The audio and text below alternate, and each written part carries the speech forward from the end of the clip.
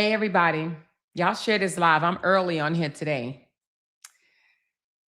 Happy Tuesday, everybody. Thank y'all for the happy Tuesday, $2 Tuesday. I appreciate you guys so very much. I do. She said, yes, we can hear you. Okay. Welcome, welcome. Happy Tuesday. I'm so glad you guys are here. All right. Let's share this live out if you can, for anybody that you may know that is interested in following the Karmelo Anthony's case. Okay. I don't know anybody that don't know about the case. However, they may not be interested in the case. However, share it because some people may be interested. All right. This case is nationally known, but some people probably are like, I'm not interested in that. It is what it is, or whatever, right? So we're going to talk about this case, all right?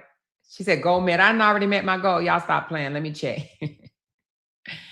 Let me check. Oh, my goodness, y'all. Y'all already showing out already, and we've been on this live for 7 minutes, and 5 minutes was the intro. So let's go ahead and have a little fun. Let's play our Gold Met song, and we're going to come back and get into this. I love it. I love it. Thank y'all so very much. I appreciate it so very much. I do. I just want y'all to know that. But let's lighten up the load before we get into the seriousness of this case. All right, here we go.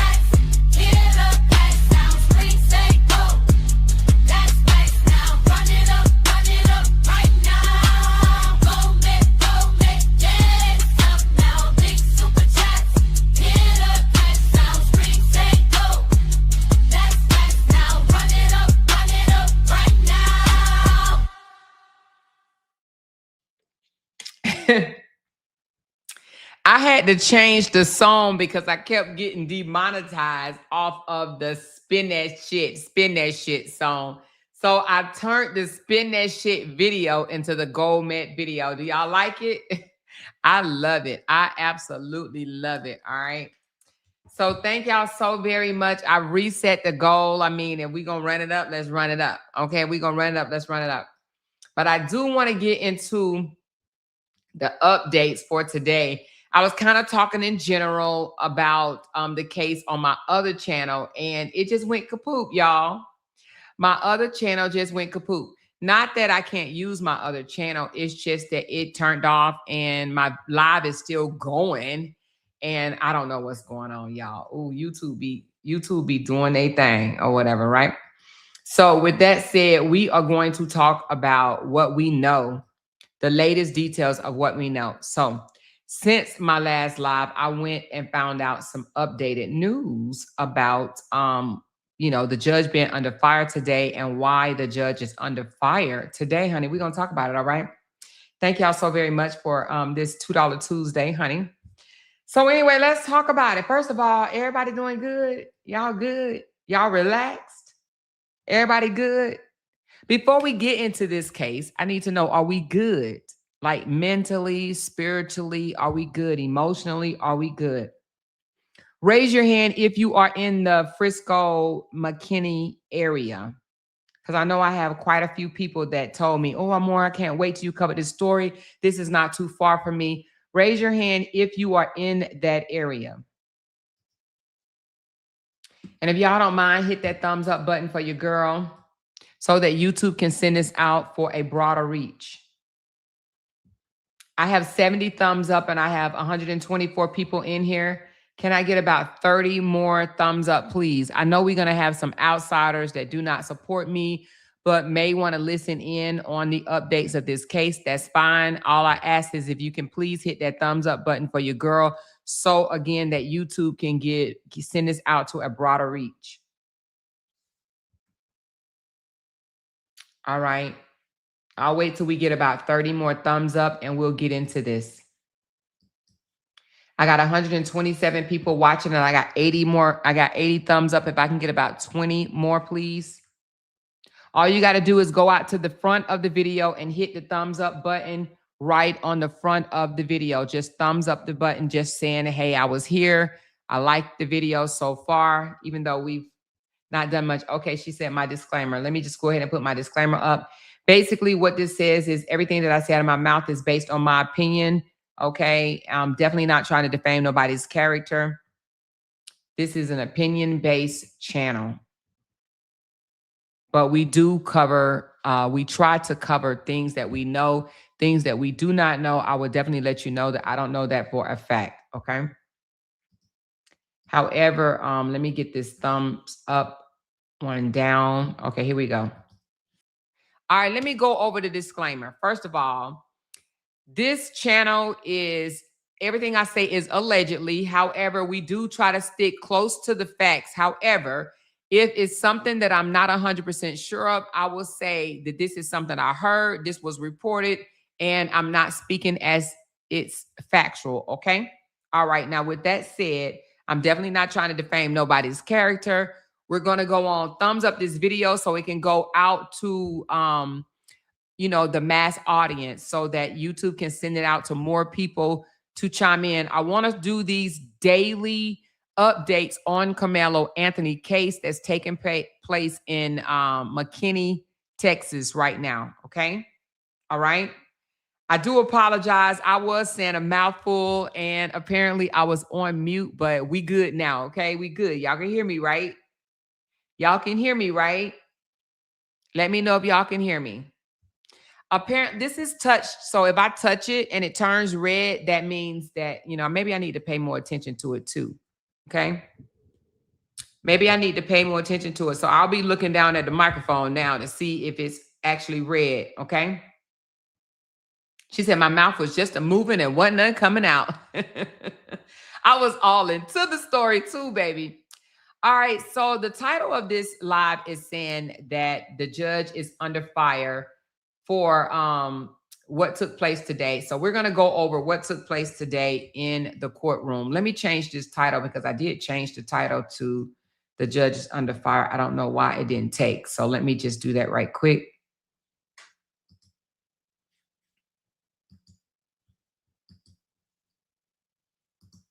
All right, there we go. She said, yeah, you went out when you touched it previously. Oh, okay. Did not realize that.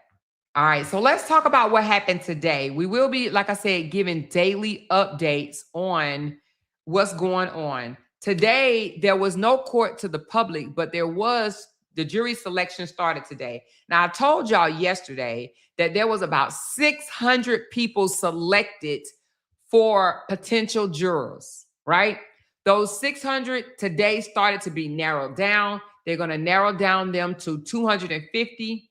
Out of the 250, 12 people will be selected. Actually, it's going to be more than 12. They're going to select 12, but they're going to select some backups just in case something happened to one of the 12 or two of the 12 or three of the 12. They will have backups, okay? So right now, they're trying to narrow down who's, I'm not even going to say qualified, but who has greater potential of standing trial, standing as a juror, being seated as a juror for this trial. All right.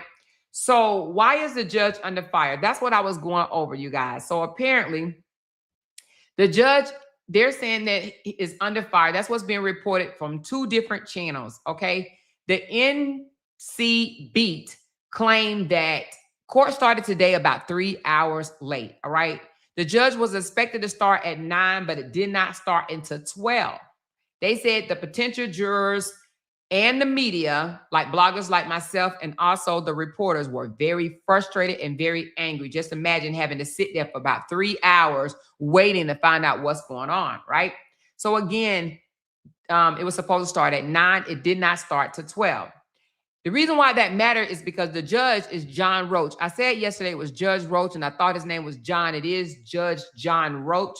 He had actually said before court that everything was going to be dressed, and it wasn't going to be no wasting of time around here. So they saying he said that, but he did the exact opposite, okay? He's saying, hey, this is going to be no holds bar. We're going by the book.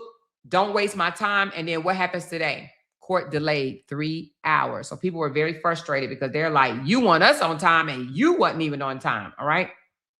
So now the first day, so it's already slow jury selection starting today, which they expected this to be over today with, excuse me, not today, but Wednesday, they expected everything to be over, all the jurors to be selected, and that this opening statements from both the prosecution and the defense will start on Thursday. But if they already delaying the day, we're not quite sure if this is going to happen. All right. Now, CBS Texas reported, again, 600 prospect jurors were interviewed. They're trying to narrow them down to 250 by tomorrow, which is Wednesday. Okay. So now the court is dealing with a large, complicated jury selection because what they're trying to do is find out, can you be non-biased?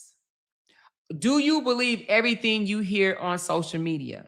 Those are some of the questions that they are asking the potential jurors. Do you just hear something on social media and take off and run with it? Okay. Because if you do, we don't want you, because there's so much information that then went out on this case that is untrue. Okay. And Judge Roach has already said he wants the jury pool, whoever's going to be selected, he wants them to forget about what it is, everything, whether it was true or whether it was false. He wants them to forget everything they have heard on social media and the news and only believe what they hear in court. Whatever comes out of the prosecutor's mouth, whatever comes out of the defense attorney's mouth, whatever comes out of the judge's mouth and the witness statements that's in court, that's the only thing the judge wants them to believe. Why is that? There has been a lot of mistruths, okay? Whether it's from the defense side or the prosecutor's side. A lot of people have just been pushing things out. And this would happen in high-profile cases, right? People form their narrative, they say this, and then it spreads like wildfires, right? So the judge is basically saying, we want you to forget, if you have heard about this case, we want you to forget everything that you've heard. Just get it out of your mind. Only go off of facts. The facts will be presented in court only, okay? Which I think that's big because a lot of the news reporters has been pushing, and they have framed Austin as an innocent person that was just kind of minding his business and saw someone evading his tent space, and he asked them ever so gently, can you please move out of our tent in a non-threatening manner? This is what the news has pushed since this started back in April of 2025. The defense is saying that's not how it happened, okay? And they are saying this was self-defense. They're saying that Austin and his brother Hunter started with Karmelo Anthony first, all right? So again, the judge is trying to narrow it down, okay? So right now it is saying the judge is under fire because already they don't like how it is being ran. Okay. So let's talk about what we know so far, the facts. Now y'all going to hear me repeat this a lot because we're going to repeat what we know so far. What happened? April 2025. Karmelo, then 17, now 18, was attending a track meet event at a different location, okay? It wasn't a school, but it was an event for the school, okay? A track event. Austin Metcalf and his brother Hunter Metcalf was also attending that track meet. Both of these young fellas were 17 years old at the time. Both of them was A students and star athletes of their schools. They went to two different schools and did not know each other prior to this incident. It was pouring down raining in April of 2025. It is being reported that Karmelo Anthony was sitting under the tent that belonged to the school that Austin and Hunter went to, okay? Now, let me just specify something. It is the school's tent. It was not Austin Metcalf tent, nor was it Hunter's tent. It was the school tent. It has the school logo on the tent, okay? Now, it is known that rivalries do not mingle that much together, even though some do. And I remember even when I was in school, we kind of mingled if we wanted to. Sometimes we had friends or relatives that went to other schools and we would go over there and sometimes speak, and it was okay. However, in the sports world, they say rivalries do not mingle, do not sit up under each other's tent or in their area, right? However, it was pouring down raining that day. The police report said it was raining. Witnesses said it was raining. The camera footage says it was raining. It was raining that day. Hence why they were sitting up under the tent in the first place. So apparently Karmelo Anthony came and sat up under the tent. Now, let me tell you something that's a fact that a lot of the reporters have not been reporting. Austin and Hunter was not sitting under the tent when Karmelo Anthony began to sit up under the tent. They were in a different location. Yes, it was their school's tent, but they were in a different location at the time Karmelo Anthony sat there. So it's not like Karmelo Anthony saw them and joined them. That's not what happened, okay? He saw a tent. It was probably some people sitting up under there. It looked like it had seats available. So he went and sat there to get out of the rain. It's being said that he was on the phone with a female, a girl, okay? Talking to the girl on the phone. The brothers, along with a few other friends, came from a different location and they sat up under their tent. Hunter, by his own words, Hunter is Austin's brother. Hunter is the one that's still alive. By his own words, he said that they came and sat down and he heard Karmelo Anthony talking behind him. He looks back, he sees Karmelo Anthony, which happens to be a black kid he do not recognize, sitting directly behind him. He sees him and he says, "Who are you? What are you doing here?" Okay, I don't know if those are the exact words, but he struck up a conversation. And he says, "You don't belong here." Now, y'all already know that you don't belong here is already something that, you know, have a lot of tension. Tension is going to come behind that, right? So when Hunter told him, "You don't belong here, you need to leave," his brother Austin, which Hunter and their mother admitted on camera, that Austin always jumped in to protect his brother Hunter. So when he heard Hunter going back and forth with Karmelo, he jumped in, okay? And he took over the conversation, or he took over the bulk of the conversation. Because I'm not going to say Hunter just dialed back and let his brother just take on the whole thing. No, in my opinion, I believe that Austin joined in and he took lead, but I still believe that Hunter was talking as well, okay? Because I'm just trying to picture the circumstances and I just can't see one brother just falling all the way back and allowing another brother to just take on and him not saying anything. I just don't think that it goes like that. That's my opinion, though. So nevertheless, Austin took lead of the conversation, right? He is the older twin brother. I want to say they said older by 30 minutes or so or something like that. I don't know. But anywho, he took over the conversation and he told Karmelo to leave. Karmelo allegedly said, "Make me." And Austin grabbed his book bag and tossed the book bag. Now, this is of Hunter's own words. And I played the video before, but just in case you are new to this channel, let me pull that video back up, Okay.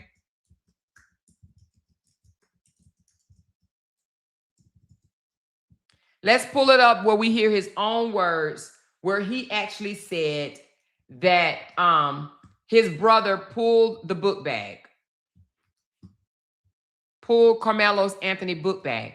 See, a lot of information the news is not reporting. Now, we didn't even know about this and pulling of the book bag until one of the friends came out and spoke on it and said that it came out during the bond hearing. That's why the bond was set at $1 million. Well, I'm not gonna say that's why, but it was one of the reasons the bond was set at $1 million, and the judge came back and reduced it to $250,000, and they was mad at the judge because of that. Now, it wasn't this judge, it was a female judge, a black female judge. They were so angry that she reduced the bond from $1 million to $250 that they doxed her, put her information all out on social media to try to, have someone to intimidate her, all right? So let's listen to the own words of the brother Hunter saying that his brother Austin grabbed Karmelo's book bag, okay? Snatched his property, right? Let's listen to it. What happened? There was this kid, before I knew his name now, this kid was sitting under our tent at track. We asked him to move. He started getting aggressive at track. We asked him to move. He started getting aggressive and talking reckless. And my brother stepped in and said, "You need to move." And he's like, my brother stepped in. Okay, his brother Austin, my brother stepped in and said, "You need to move." Okay, my brother stepped in. That's his twin. Austin stepped in and said, "You need to move." "Make me move." Austin grabbed his backpack. Austin grabbed his backpack. Austin is the brother that is now unalived. Okay, he first told Karmelo, "You need to move." When Karmelo responded, "Make me," Austin grabbed his property, okay? He grabbed his property. Like, "Make me move." Austin grabbed his backpack. So when he said Austin grabbed his backpack, a lot of the reporters are not concentrating on that at all. They're not concentrating on Austin grabbed his backpack. They're not concentrating on Austin threw his backpack. They're not concentrating on Austin pushed him out of the bleachers. They're not even concentrating on Austin and the brother following him when he allegedly tossed the backpack. They're not concentrating on any of that. When I say they, I'm talking about the news reporters.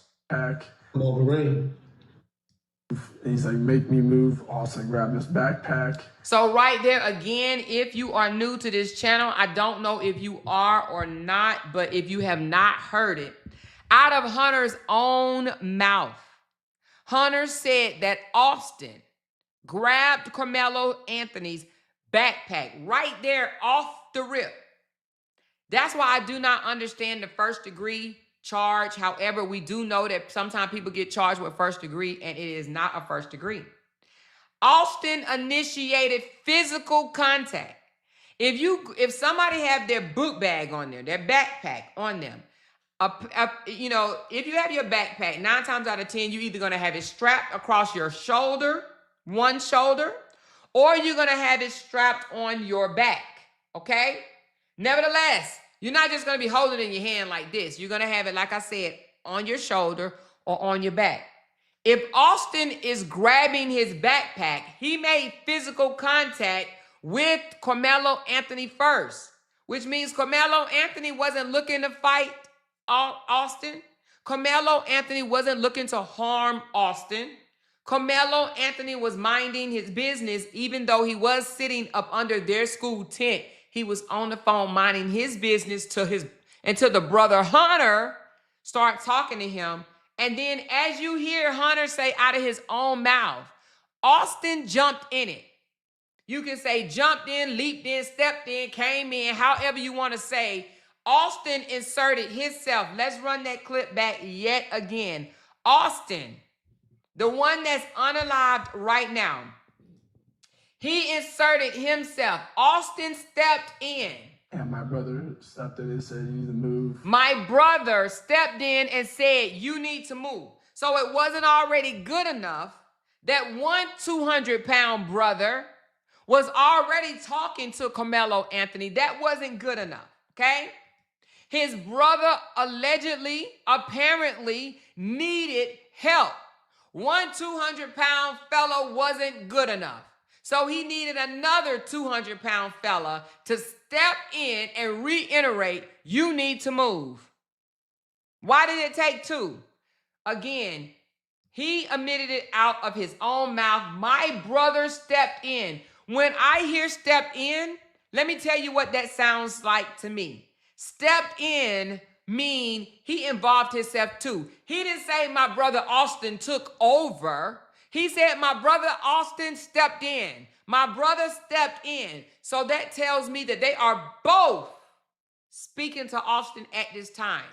When someone stepped in, they are involving themselves. Okay? So now it's 2 against 1. 2 against 1. Hunter started it. His brother stepped in. That's double teaming. Whether you're double teaming and arguing, yelling, fussing, cussing somebody out, or you are double teaming in intimidation, threats, or even physical aggression. Okay? Again, let's run this back. Out of Hunter's own mouth, right? Now, this is before they lawyered up, okay? This is the interview that he had right out, I want to say day 1 or day 2 of the incident. I want to say it may have been the next day. This is before they lawyered up and he's trying to keep things clean. When he came to the news and spoke to other news outlet, he tried to dial it back and keep things clean. But this is his original, one of his original statements. I don't think it was the original. The original was with the police officer. But this was, I want to say, one of the original statements. Being aggressive and talking reckless. And my brother stepped in and said, you need to move. So his brother stepped in when Karmelo Anthony started talking. He says aggressive. Now, we all know that is subjective, okay? Him saying Karmelo was talking aggressive may have just been the fact that he wasn't complying with a 200-pound dude standing in front of his face. So because he didn't want to comply, they could take that as, oh, he's being aggressive because he's not doing what I told him to do. I told him to get out of here. I told him to move, and he wouldn't move. So now his brother stepped in. Now it's 2 against 1. All right, that's my interpretation. All right, he didn't say my brother took over. He said my brother stepped in. Okay. He started getting aggressive and talking reckless. And my brother stepped in and said, you need to move. And he's like, make me move. Austin grabbed his backpack. Austin grabbed his backpack. So now, Austin stepped in and he put hands on Karmelo's personal property. What people do not understand, anything on you is your personal property. And if somebody takes it, that is theft of your personal property, and you have a right to get your personal property back, or you have a right to your personal property, okay? Now, what should have happened didn't happen. One or both of them should have sought out an adult. There were coaches there. From what I heard, it was 3 to 4, even more coaches, okay? There were parents there. They should have sought out an adult. The 2 17-year-old boys, the three 17-year-old boys chose to take matters in their own hands, okay? So Karmelo Anthony didn't go get an adult, Hunter didn't go get an adult, and Austin didn't go and get an adult, okay? Now, with that being said, we all heard that Austin took Karmelo Anthony's backpack, all right? Now, it was said by a family member that he tossed the backpack and Austin went to retrieve it, because they was like, if Austin grabbed his backpack, then how was Karmelo Anthony able to reach in his backpack and take out a weapon? Well, they said when Austin grabbed the backpack, he threw it. Now, threw it, tossed it, he slung it. However, it ended up on the ground, and Karmelo went to go retrieve it, and apparently they followed him. Now, when we looked, the bleachers, it looked like everything happened in the bleachers, so it does not look like he tossed it far. But however he tossed it, grabbed it, threw it, whatever the case may be, Karmelo Anthony went to retrieve the bag. It has been said that the twins followed him. Again, I don't know how far that was. I don't even know if it was just a step away, 10 steps away, 20 steps away, but we will find out in court here soon, okay? That's why I cannot wait to hear the opening statements and hear the arguments that they have and the facts of the case, because so much have been out here, but some things that's not out here that they don't want to put out because it does not show Austin Metcalf in a good light. Neither does his brother. It does not show them in a good light. So with that being said, so when Karmelo Anthony said, apparently, Austin had put his hands on him and he said, "Put your hands on me again and see what happens." When he said that, I'm going to assume that Austin had to put his hands on him again. Why? Because Hunter said out his own mouth on another interview that Austin pushed his brother out of the bleachers. Let me see if he said it on here. I don't know if he said it on here, but let me see. Even if he didn't say it on here, what he did say it on was the police report, okay? He said on the police report, let's pull that up right quick. On the police report, and we're going to be showing this information a lot, okay? Metcalf, give me a second. So I think they tried to, oh, Lord, y'all. If y'all can see what I see right now, this is crazy. Oh, Lord. Y'all, it is raining so hard out this mofo. Let me see if I could just put this statement right here in here. Because this is where they say he was punched or pushed. Let me just read it for you. It says, when I arrived on the scene, let me read it to y'all, because I don't know if you can see it. When I arrived on the scenes, I grabbed a roll of crime scene tape. When I arrived on the scene, I grabbed a roll of crime scene tape from my truck and proceeded to the visitors' bleachers where dispatchers advised the victim was. While I was walking toward the visitors' bleachers, I was approached by a witness who identified himself as, so they didn't went in and blacked it out or whatever. Began telling me what happened, and I asked him where the stabbing occurred. The person advised it happened under Memorial High School pop-up tent in the visitors' bleachers. I immediately informed Sergeant Otis where the witnesses stated the stabbing occurred and gave him the crime scene tape to start securing the crime scene. I then had this person move to the walkway under the visitors' bleachers out of the rain to further speak to them. The following is a summary of my contact with blank. I advised that he was sitting under the Memorial School pop-up tent with his teammates and was near the victim, Austin, and the suspect, who was later identified as Karmelo Anthony. Then they got his date of birth and all that stuff. Anthony was from Centennial High School and was sitting under the Memorial High School tent. Austin had told Anthony that he needed to move out from underneath the team's tent. And Anthony grabbed his bag, opened it up, reached in, and proceeded to tell Austin, "Touch me and see what happens." No one really thought Anthony really had a weapon in his bag.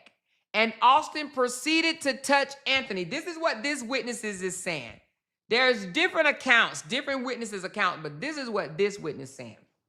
We didn't know that Karmelo really had anything in his bag. Imagine that. Imagine thinking that you could bully someone, put your hands on someone, but not believing that they really had anything that they were going to use if you touched them. So again, Karmelo put his hand in the bag, allegedly, and said, touch me again and see what happened. Again, the witness said, we didn't think he really had anything in his bag. So Austin called his bluff, okay? Let's just call a spade a spade. So Karmelo, not Austin called his bluff. Yeah, Austin called his bluff. So Karmelo, they said, had his hands in the bag. He opened it up inside his bag, said, touch me again, see what happened. No one really thought Anthony had anything in his bag. And Austin proceeded to touch Anthony. And then Anthony told Austin, punch me and see what happens. So now, wait a minute. So Karmelo Anthony, if we're going to go by this witness, had his hand in his bag. And he told Austin, touch me and see what happens. Austin touched him. While his hand's still in the bag, he says, punch me and see what happens. So it says that when he said that, no one really thought he had anything in his bag, a weapon in his bag. Austin proceeded to touch him. And then Anthony said, punch me and see what happened. A short time later, Austin grabbed Anthony to tell him to move. And Anthony pulled out a KNIFE, which was black, and jabbed him one time in the chest and took off running. He dropped the weapon, left the book bag right there, dropped the weapon, and took off running across the field to the other side. So right there tells me, and this is just one witness. We're going to get to the part where his brother said that he pushed him. But right there, one witness alone says that it was not one but two times that Austin put his hands on him. Y'all give me a second because I'm going to download this whole thing and I am going to put it in ChatGPT because I want just specifics noted, okay? Give me 1 second. I've done this for you guys before. I want to do it again. I wanted the breakdown. I want to know how many witnesses. Y'all know this thing can do it quicker than I can. I want to know how many witnesses actually said that Austin put his hands on them, okay? You know, they don't like to report that in the news, but this is the arrest report, okay? Of these witnesses, I want to know how many witnesses saw Austin touch him. All right, so that's what we're going to do. We're going to take this 7-page report and we are going to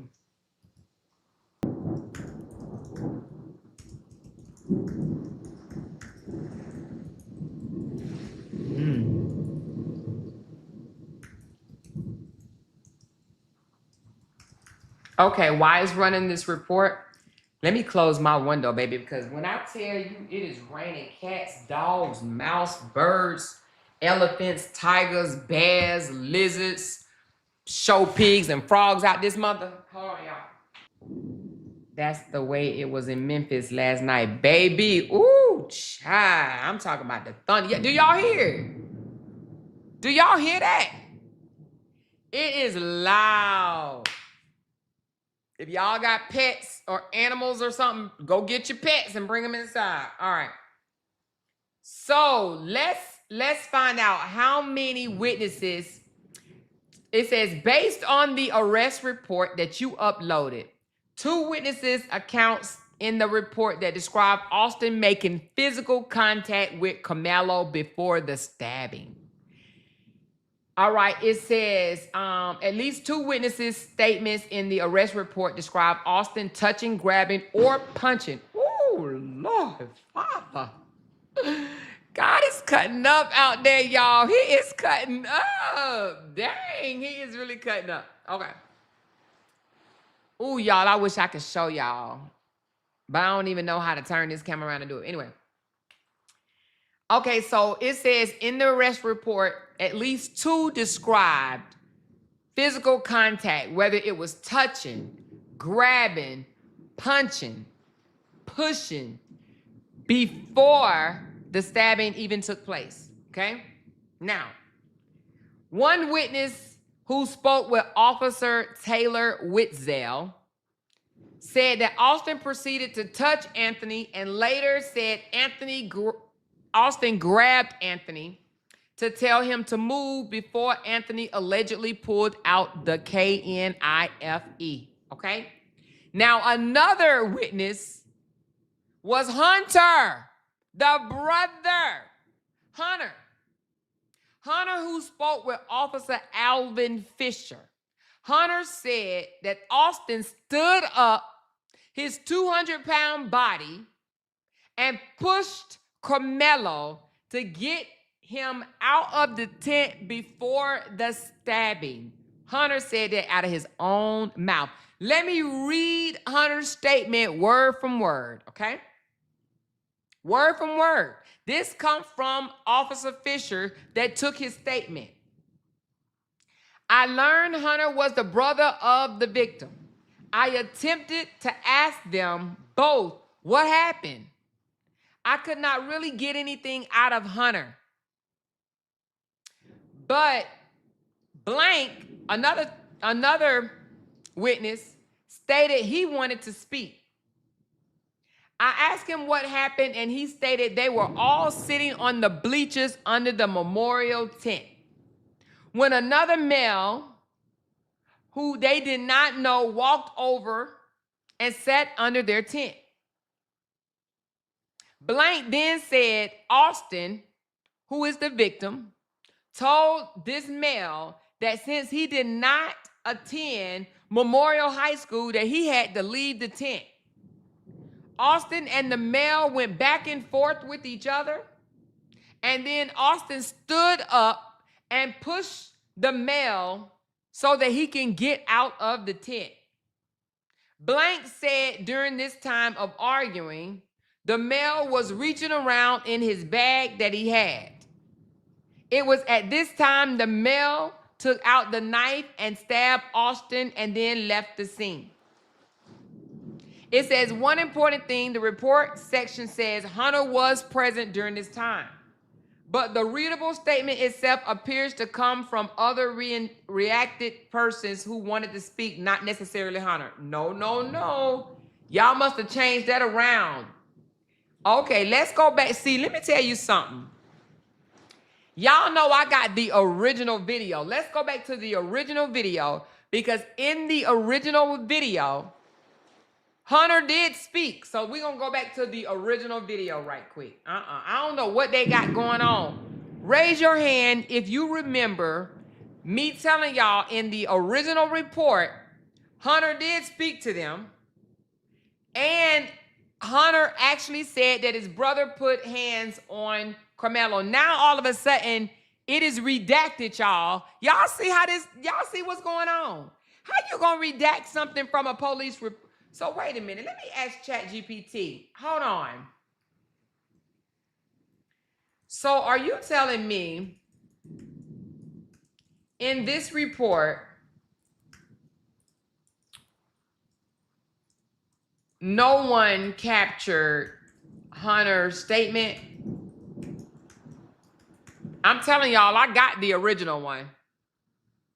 And I'm going to pull it up. It said, yes, based on this report alone. See, now I just pulled this report off the internet. It says, based on this report alone, I do not see clear capture statements from Hunter itself. Hold your horses. Hold your horses. Now, I want to ask y'all, do y'all remember me telling y'all in the original statement that Hunter spoke?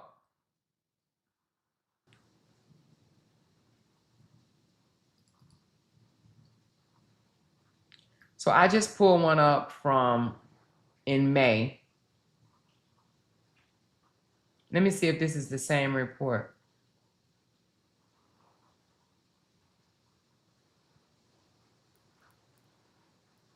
Let's see if this is the same report.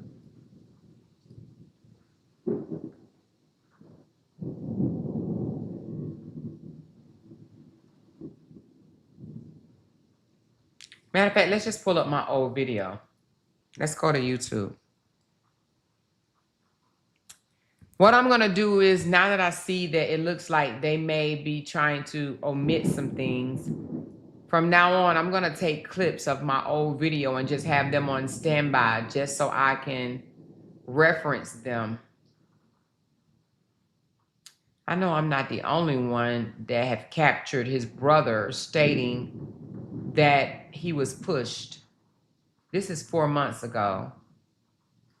Let me see if it's in here. Right now it said, okay, this is from 4 months ago that I did this right here. And I know I went over this report 4 months ago. So this report seems to be a lot longer than the one I have now. So let's listen to this report. Let me look at some of your comments. And then we're gonna pull up the report that I did on, oh, it says 1 year ago. I did this on April the 9th of 2025, okay? So this was done on April the 9th of 2025. Let me read some of your comments. Do you see how this report is much longer than the other report? But anyway, let's look at some of your comments. More information is coming out. Okay, more information is coming out. Shoot, I'm sorry. I was thinking you were where we were earlier. Sometime mine jumped if I accidentally hit something. Oh, okay. I think there is info we don't know about yet. Okay, I definitely do believe that it is first degree. I also believe there is more information. Oh, you said I definitely don't believe it's first degree. Oh, okay. And I also believe that there is more information that's going to come out that hurts the prosecutor. Okay, I think there's more information. So, but most of you guys are saying y'all believe that it is some information that's going to be coming out. All right, so I did this a year ago, you guys. I did this a year ago, and I just want to take a listen to what I said a year ago in regards to this, because if I'm not mistaken, I do believe that the brother did speak to the officer and tell him that his brother pushed him out of the bleachers. So let's listen. The arrest report, all right? So let's zoom in again. Karmelo Anthony is the black young guy that stabbed the white fella, all right? It says on April the 2nd, 2025 at 10:01 hours, I, Stanley School Resource Officer Cortez, heard over the radio dispatch, called out a stabbing called at David. I'm going to speed it up just a little bit because, you know, sometimes I can talk a little slow, but I'm going to speed it up a little bit just to get this out of the way. Who Kendall Stadium, all right? I'm going to skip some of the stuff that I don't find important. The FPD call notes indicated that an athlete had been stabbed. The suspect was reported as being a black male wearing a gray hoodie and a blue sweatpants. I immediately left my office and I ran across the Stanley Middle School parking lot toward a southwest entrance into the stadium. As I entered the stadium, 2 high school age students informed me that the victim, which is the white guy, was on the north end of the stadium by the bleachers under a Memorial High School tent. I did not identify these students. Next, I proceeded toward the north end of the stadium, which is the visitor's side, on foot. As I got closer to the north end, I could see the Memorial High School tent with multiple individuals under the tent. Once I arrived onto the north side bleachers, an adult male who was on the track pointed out the suspect. I was not able to identify that witness. The individual that was pointed out to me was a black man wearing a gray hoodie, sweater, and dark colored Nike pants. The suspect at this point was on the track on the north end. Hold on. I know it's kind of, let me see if I can make it like this. Well, it's tiny. You're going to have to work with me. It's tiny, y'all. It's tiny. Hold on. Let me see if I can make it a little bit better. It's been a year.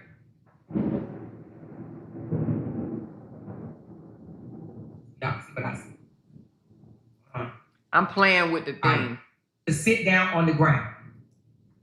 Officer Ricky had arrived on the scene at that time. I conducted another pat down on him.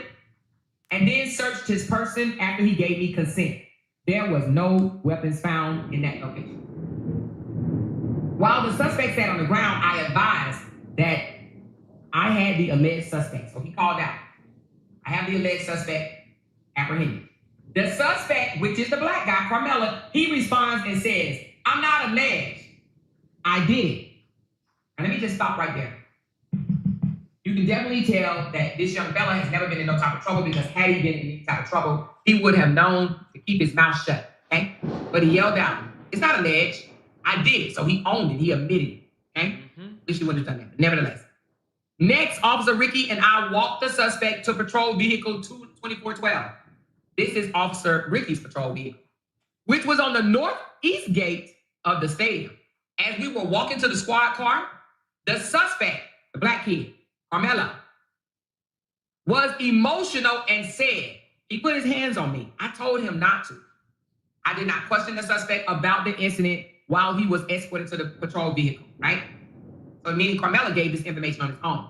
I searched his person once again, and I had him to sit in the back seat of the patrol car.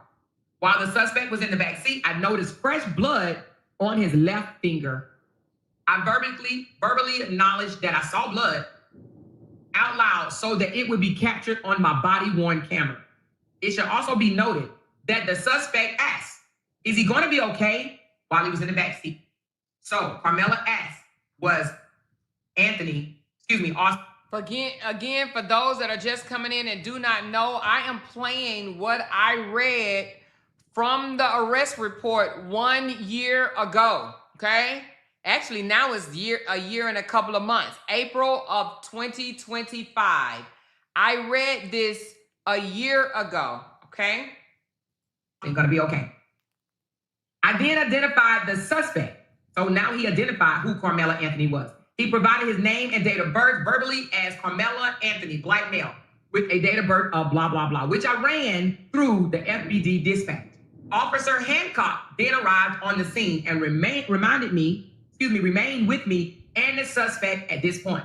Karmelo was then checked via eSchool database for the FISD student to also confirm his identity. So they did a double check to find out that he did indeed tell them the correct information in identifying himself.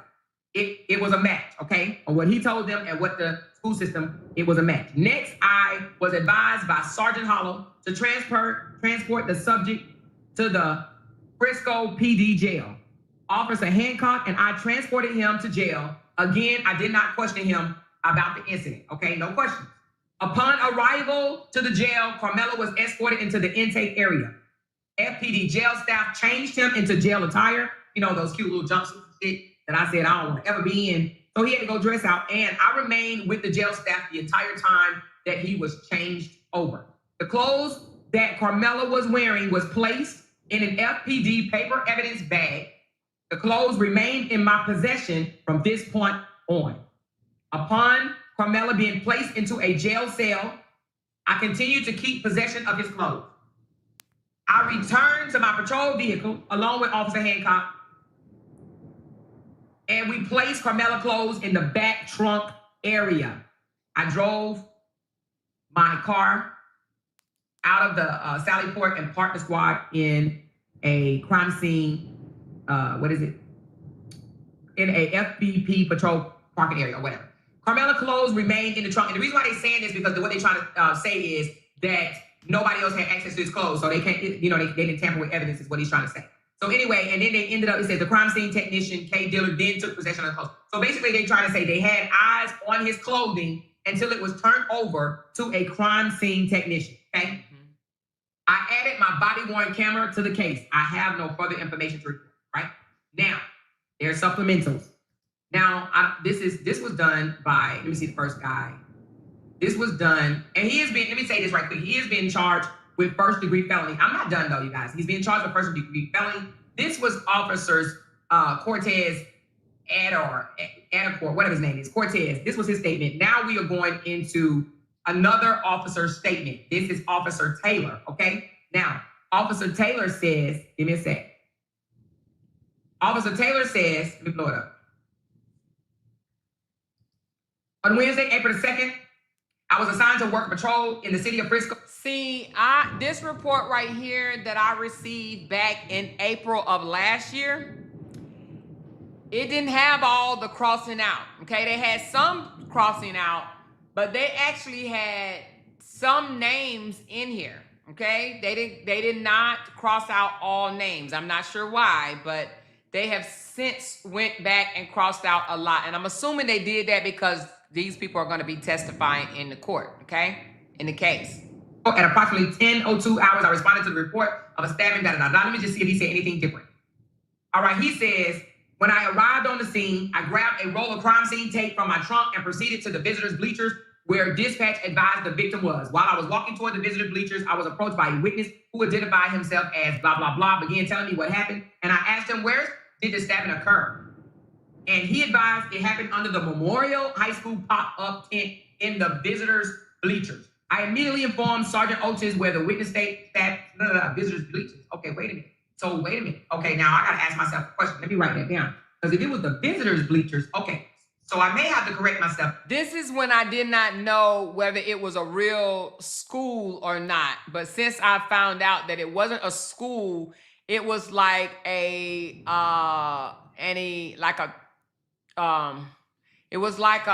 was called David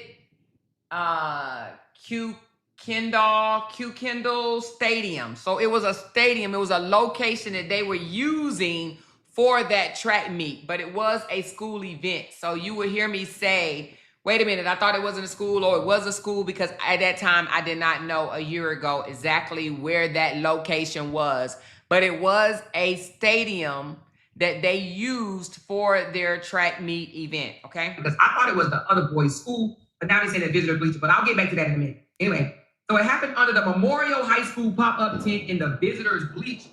I immediately informed Sergeant Otis where the witness stated the stabbing occurred and gave him the crime scene tape to start securing the crime scene. I then had moved to the walkway under the visitors' bleachers, out of the range to further speak with me. The following is a summary of my contact with blah, blah, blah. Advised he was sitting on the Memorial High School pop-up tent with his team and was near the victim, okay?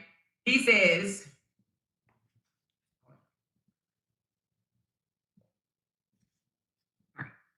Austin and the suspect, who was later identified as Karmelo Anthony, was from Centennial High School and was sitting under the Memorial High School tent.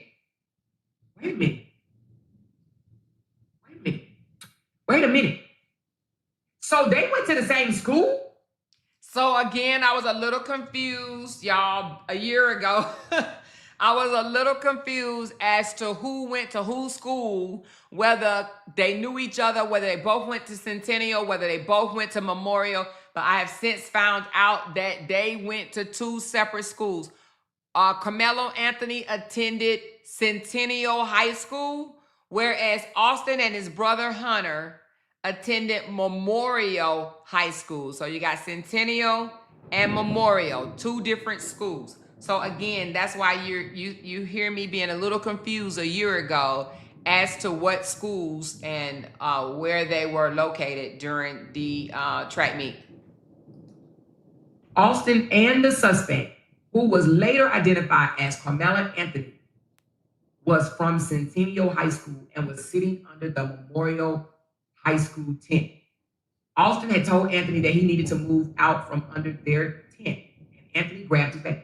Wait a minute, you guys. Let me finish reading because wait a minute. So anyway, Austin had told Anthony that he needed to move out from under their team's tent, and Anthony grabbed his bag, opened it, and reached inside and proceeded to tell Austin, touch me and see what happens. No one really thought Anthony really had a weapon in his bag, and Austin proceeded to touch Anthony. Well, okay, that's finished. And then Anthony told Austin to punch him and see what happened. So he said, you touch me and see what happened. When he called his bluff, basically, he didn't think that he would do it. So then Anthony said, punch me and see what happened. A short time later, Austin, the white kid, grabbed Anthony, the black kid, to tell him to move. And Anthony pulled out and it scratched out. So we already know what it is. And, well, he said he pulled out whatever that says, recalled as a black knife and stabbed Austin once in the chest and then ran away. So he stabbed him and ran. Austin began grabbing his chest and telling everybody to get help. Blank advised he did not know Anthony's name, but stated another Memorial Track member was friends with Anthony and could identify Anthony. Described Anthony as a black male, skinny with a possible goatee, short puffy hair, and wearing Centennial High School clothing. This concludes my contact with this person. I then was instructed to start a crime scene log. I retrieved a crime scene log from my patrol vehicle and began starting the crime scene log. I was later relieved by another officer who took over the crime scene. I logged off. All right. So now another officer, let's see if he said anything different. After hearing more dispatch call information, I drove to the scene. While en route, I'm going to see if I can get to the part where he said about Hunter, y'all.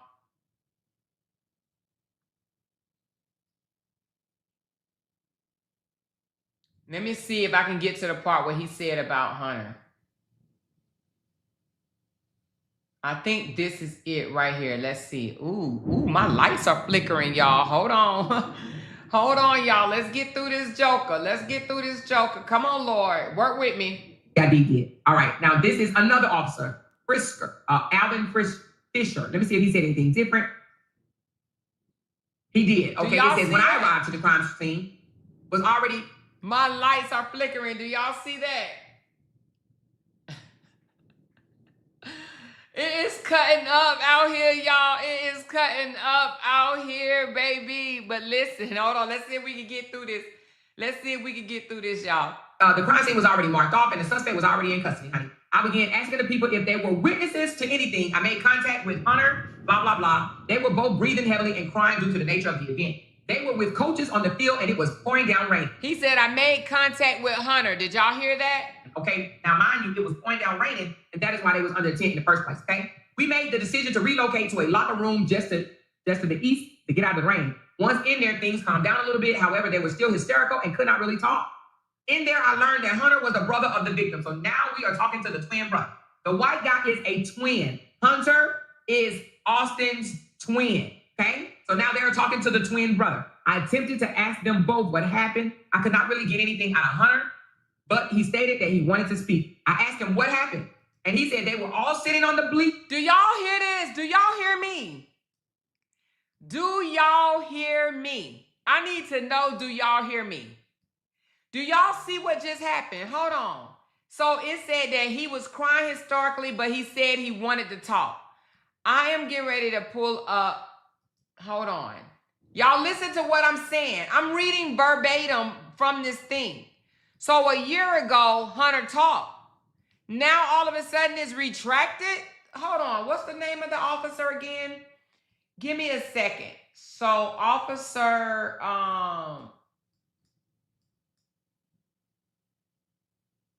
hold on, because they relocated to,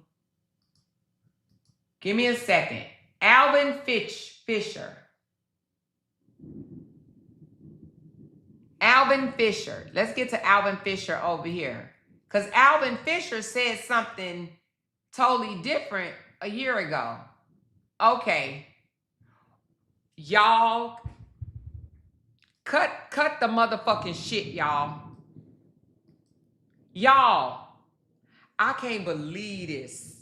I cannot believe this, y'all. I'm about to put up the difference of the statements. They didn't cut off the statement, y'all. This is what they are reporting today. This is some fragga-naggle bullshit. Y'all, look at this. Watch this. Watch what I'm about to show y'all what they are reporting today. Now, this is 3 statements right here. I'm going to give y'all 3 statements that this is what they're showing today, okay? Look at this. This is what they're saying that's being reported from Austin Alvin Fisher today. Do you see this? Oh, no, not that one. This one. Do y'all see Alvin Fisher's statement today? You see how short that is right here? Alvin's statement today. I'm so glad that I kept this from a year ago. Y'all, a year ago,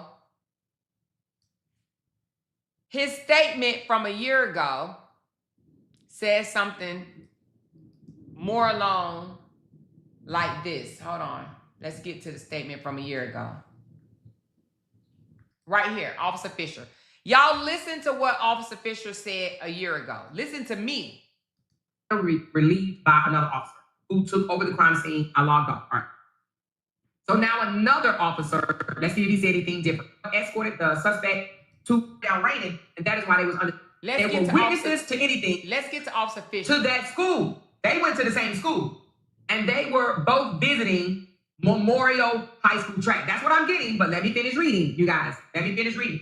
It's my first time reading this like you guys, okay?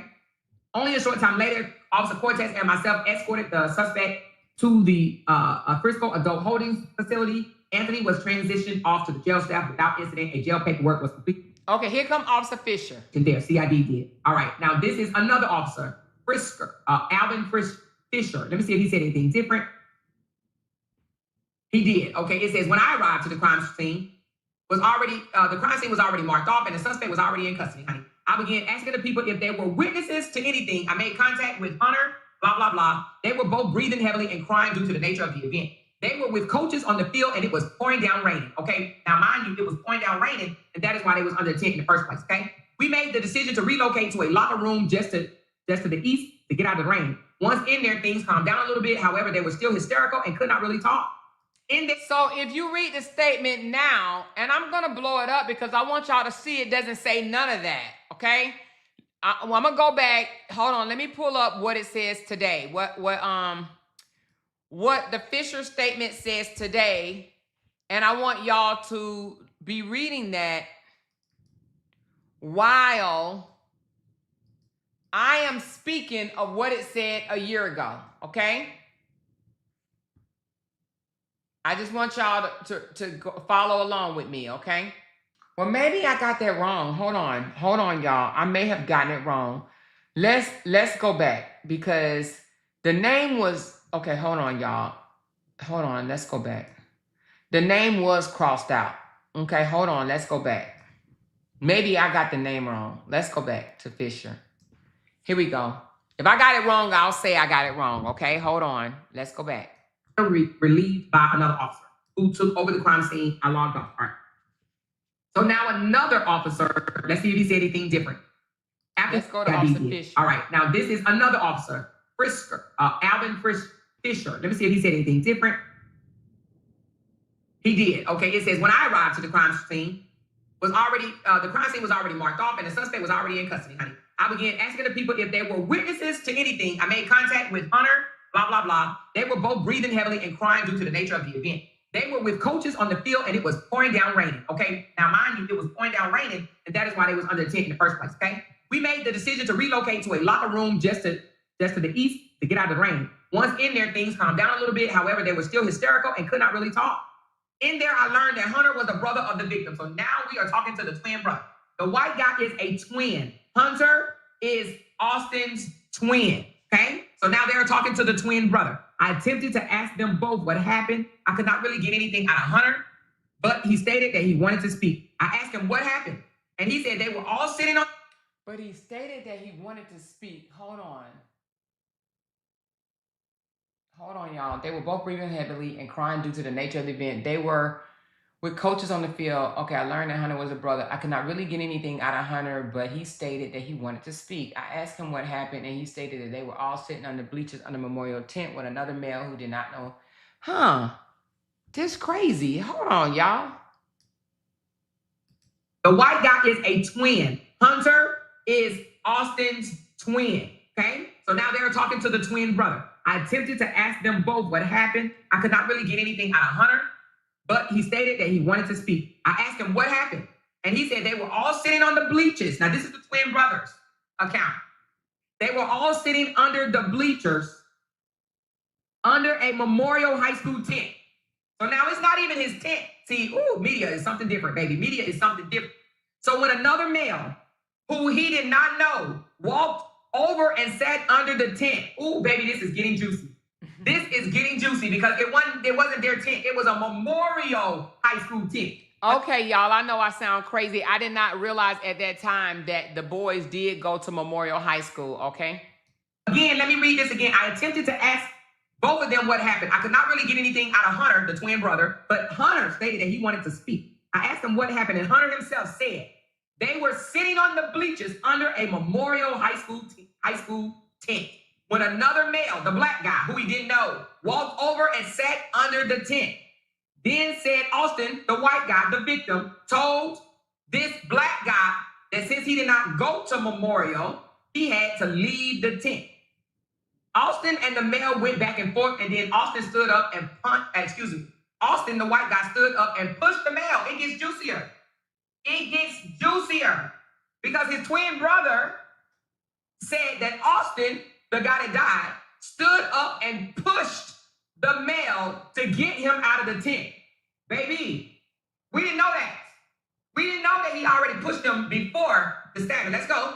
He pushed him to get him out of the tent and said during this time of arguing, during the tent, and Blank had said during this time of arguing, the male was reaching around in his bag. He had. Hold on. All right, hold on, y'all. Let's find out the differences. Somebody said ChatGPT University. Yep, ChatGPT University over here. So let's tell what was the difference in the statement that I read off April of 2025 versus today, June the 2nd, that is on the internet. Let's listen, you guys. Yes. Here's a smooth read aloud version you can say to your audience. Okay, y'all, so I want to clear something up because I went back and compared the statement that I read on my live stream back in April to the statement that is circulating today, June 2nd. And from what I can see, it appears to be the same Officer Alvin Fisher's statement. I do not see a major wording difference in the key part of the report. Now, here is what matters. Officer Fisher says he made contact with Hunter, who was Austin's brother, and another person whose name is redacted in the report. The report says that both of them were breathing heavily and crying because of what had just happened. They were moved to a locker room to get out of the rain, and once things calmed down a little bit, the officer says he learned that Hunter was the brother of the victim. But here is the important part. Officer Fisher says, I attempted to ask them both what had happened. I could not really get anything out of Hunter, but redacted stated he wanted to speak.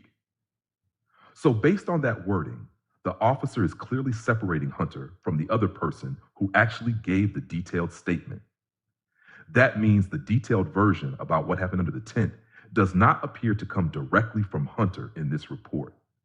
It appears to come from the other redacted witness. That redacted witness said they were sitting under the Memorial High School tent when another male, who he did not know, walked over and sat under the tent. The witness then said Austin told that male that since he did not go to Memorial, he had to leave the tent. Then the witness said Austin and the male went back and forth, and then Austin stood up and pushed the male to get him out of the tent. The witness also said that during the arguing, the male was reaching around in his bag, and that is when the male took out a knife, stabbed Austin, and then left the scene. So again, to be very clear, I'm not saying Hunter gave that detailed statement because the report does not read that way. The report says the officer could not really get anything out of Hunter. The detailed statement appears to come from another witness whose name is redacted. So the correction or clarification is this. Hunter was present. Hunter was identified as Austin's brother. But based on this arrest report, Hunter is not the person who gave the detailed statement about Austin standing up and pushing Karmelo. That statement appears to come from another redacted witness. Okay, so hold on. So are you saying in both reports, because maybe I'm reading this wrong. So in both reports, it was stated that Austin pushed Karmelo Anthony to get him to move? Yes, you are reading that part correctly. In both versions of the Officer Alvin Fisher statement, the detailed witness account says Austin stood up and pushed Karmelo Anthony's the male to get him out of the tent.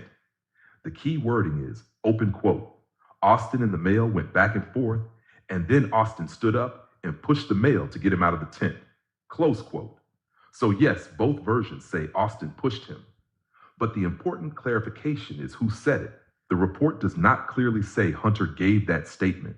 It says Officer Fisher could not really get anything out of Hunter. And then another redacted witness said he wanted to speak and gave the detailed account. Say it is.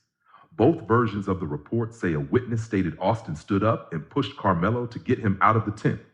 However, based on the wording, that statement appears to come from another redacted witness, not directly from Hunter. Okay. All right. So then I was wrong, y'all. I actually thought that it was different. It's the same. So for some reason, I could not, I thought it did not say he pushed him, but apparently he did. So, okay. So I was wrong. And that's not Hunter's statement. For some reason, I thought that was Hunter's statement. It was not Hunter's statement. It was a different person that was with Hunter. So it said that he couldn't get anything out of Hunter, so another guy spoke for him. I actually said that it was Hunter that spoke, and all this time I had believed that it was Hunter. I thought that Hunter gave this statement on the police report. So I was incorrectly stating that. It was not Hunter that gave the statement. It was a person with Hunter, okay? So let me make that correction. Hunter did not. So let me just ask one more time. All right, it said, yes, based on the arrest report, Hunter did not provide a captured detailed statement. The report says Officer Fisher made contact with Hunter and another person, but learned Hunter was Austin's brother, and then wrote, I attempted to ask them both what happened. I could not really get anything out of Hunter, but the redacted person stated that he wanted to speak. Okay, so I stand corrected, you guys. All this time, I thought that that was Hunter's statement saying that his brother, Austin, pushed Karmelo Anthony out of the bleachers, but it was not Hunter that said that. Let's see what he said on the first interview. This is his own words. Ooh, my lights keep flickering, y'all. Ooh, y'all, did Jay forget to pay the bill? Let's see what Hunter says on his own words. Oh, I wish there was an easy way to hold on. We got to let this commercial play because, you know, everybody got to get paid. Everybody got to get paid, okay? So I stand corrected. This whole time, I actually thought that Hunter admitted that his brother pushed Austin. Excuse me, his brother pushed Karmelo. Austin pushed Karmelo. So let's find out what he actually said. He said Hunter is going to have to take the stand. Yeah, I'm going to assume Hunter will have to take the stand because he was there, even though he said he looked away briefly. And when he looked back around, okay, hold on. This is the mother speaking right here, y'all. Let's listen up. My son is not here anymore, and I don't. Hold on. Let me get a better version of this. Can I? Yeah. Just because the kid was mad. So, of course, she said that Karmelo Anthony stabbed her son because he was mad. Yeah, I don't know. It's because your son wasn't being a very nice little kid either. Okay, Miss Metcalf or whatever your name is. Just because the kid was mad, my son is not here anymore. And I don't understand it. Frisco family mourns runner stabbed at track meet. Just tell me about what happened today. I don't know. I got a phone call from Hunter. He was screaming that Austin had been stabbed. I was at work, and so I drove. I work in Grapevine, so I drove up to the hospital straight away. I'm gonna fast forward it to when the brother came out and spoke with the reporter lady, okay? He came out and he wanted to say something. I'm so sorry for him. Thank you. I'm so sorry. He's a good kid. We just got a little altercation, and that's really it, but he has a good heart. Everyone knows. Everyone around here knows he's a great kid. He just one mistake from that dude, and just took my brother. He didn't deserve it. No one deserves a loss from a family like that. I know people that lose their family members all the time, but I just didn't know it's gonna be mine so soon. I'm my best friend, my brother, my whole life. But if y'all could just like, not y'all, sorry, just like thank y'all for comforting us in like the Frisco area has been comforting my family and me. I just really appreciate everything that everyone's done. It's a really hard loss, but we're gonna get through it with my family. So we'll just stay together. I mean, our relationship is really the tightest I've ever seen in somebody, like between two human beings. I mean, we did everything together, clean the dishes together, do the yard work together, sports. You name anything in the world, it's always us two and one thing. So you're always just basically one person. Were you guys just a few minutes apart? He said they do everything together. Dishes, yard work, everything. They do everything together. He said their relationship is the tightest he's ever seen in two people, right? He said they did everything together. So are we to believe that when Austin jumped in and started taking up for his brother, that his brother just backed down and just didn't say nothing? Yeah, no, they do everything together, all right? So if they arguing together, right? 4 minutes. Austin was first by 4 minutes. He got stuck in me. So technically your bigger brother. Yes, ma'am. He does a lot of big brother stuff around. He's always on my back. Even if I'm in the wrong, he'll always take my side no matter what. So it's just really heartbreaking to see someone that cares for you that. Even if I'm in the wrong, he always take my side. So whether Hunter is wrong or not, Austin always take his side, which it appears here that may have cost him his life, taking his brother's side. Much. It does everything, even by your side, no matter what. Just pass away like that. Your mom told me that you were there. Yes, ma'am. If you don't mind, what happened? There was this kid, before I knew his name now, this kid was sitting under our tent at track. We asked him to move. He started getting aggressive and talking reckless. And my brother stepped in and said, "You need to move." And he's like, "Make me move." Austin grabbed his backpack. The kid, I tried to whip around as fast as I could, but I didn't see the stab. But then I look at my brother, and then I'm not gonna talk about the rest. No, just that's just what I saw. And I try to help him, but It was just senseless. it was really senseless. Really, I don't know why a person would do that to someone just over that little argument. It's just crazy in this world nowadays how people just up and do that. Like a man has a family. That man has people that care about them all the time, and he did everything for our family too. He was a strong man. He was a strong kid. Real strong. And I know I'm strong too, but he's a little stronger. But he did a lot for our family and a bunch of stuff that we just don't recognize. And it's just like, especially throughout our friends too, like everyone knew, like he was the peacemaker. That's what I'm saying. Like, I heard someone who really makes peace, really calms peace down. He makes everything. So if he was the peacemaker, then why did he grab the book bag and put hands on Karmelo if he is the peacemaker? Do you think he did it to please his brother Hunter? Because Hunter wanted him gone. So because he does everything to protect his brother, he did that for his brother? So is that what we're hearing? Sail smoothly. Because I get upset, but then he calms me down. It's just... So Hunter gets upset. So Hunter saw him first, and Hunter is the one that said, "You don't belong here, leave," right?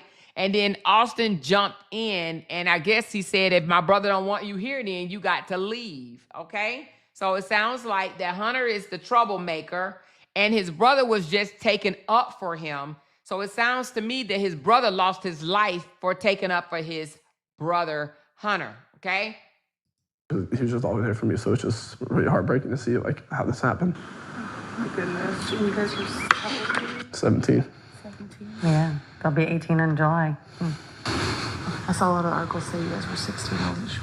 Yeah, they're 17. Yes, ma'am. Junior? Yes, ma'am. Yeah, Austin wanted to play football. He would have played college football. he would have, He for sure. He definitely used his mindset, his skill level, his IQ at the game was probably the best I've seen in the Frisco area. Yeah. As a linebacker, he was a stud, and I always try to fill those shoes with him and play with him. And I had a blast my whole life playing sports with him my whole life. It was just me and him always good against people. And our last year together was this year, so it's just really heartbreaking not to see him next year on the field. I'm so sorry, Mama. I saw that he won like linebacker of the year. For the Frisco Memorial, he was Second team all district, which he Second should team have been all-district, first. yeah. But it's just everyone knows around this area the impacts of what he does for football and what he does for families and friends. Like, he's just a great guy overall to be around, and it's hard just worker. extremely. It's just really hard. It's just really hard to see someone go like that just for like recklessness. My focus of my story is, of course, on And you know, he at 17 years old, right? He even used a word and said it was recklessness, okay? Recklessness and murder is two different things. Karmelo Anthony is being charged with first-degree murder. I do not believe that this was a first-degree murder, okay? Intentional, malicious murder. Even Hunter even said himself for recklessness, okay? Austin. That is what's most important. But what would you say about the suspect and what's next? I don't know anything about him. We have nothing to say. I've never met this kid until right then. It really was under 30 seconds, this altercation. I've never met this kid in my entire life. And none of this would have happened if Hunter wouldn't have turned around and was being mean and telling someone that was literally just sitting to get out from underneath their tent, okay? See, none of this would have happened if Hunter would have had a heart. If his mother would have taught him to be a little bit more kinder to people. It was raining outside. Who tells somebody to get from underneath our tent and go stand in the damn rain? Only someone that don't have a heart. Someone has no compassion whatsoever. Somebody that's, acting in the capacity of a damn bully, okay? Life. And it's just, And to be honest with you, we don't want to give him any recognition or any care, because we have no desire to have anything to do with that man. So. If Austin And you can already tell what type of person or family they come from. Look how the mom already holding hate in her heart. She's already holding hate in her heart, not realizing, yes, you lost your son, but your son wasn't completely innocent. Your son put hands on someone not once, but twice, ma'am. Ma'am. Okay, ma'am. can hear you, what would you say to him? I'd say that's really hard, but I'd say a lot of things because I saw him before his last moments, and it was just How much we loved him. He knew that. he knew how much I loved him, how Yeah. much I do for him. I do anything for him. Yeah. No matter what. So, it sounds like Hunter may be throwing the mama underneath the bus, because when the reporter said if he was here right now, what would you say to him? The mother said, just tell him how much we loved him. And the brother said he knew how much I loved him. He took away the we, like, no, ma'am, you are not going to get the credit because I loved him. I don't know about you, okay? A lot of things because I saw him before his last moments, and it was just How much we loved him. Let's go back to the ladies saying, what would you tell him? Okay, hold on. We have no desire to have anything to do with that man. So. If Austin can hear you, what would you say? If Austin can hear you, what would you say to him? If Austin can hear you, what would you say to him? The mother is going to say, tell him how much we loved him, but he knew we loved him. The brother is going to say, he knew how much I loved him. I'd say that's really hard, but I'd say a lot of things because I saw him before his last moments, and it was just How much we loved him. He knew that. he knew how much I loved him, how Yeah. much He knew how much I loved him. I do for him, anything. How much I do for him. How much I do for him. I would do anything for him. He knew how much I loved him, okay? So the mother said we, and Hunter said I.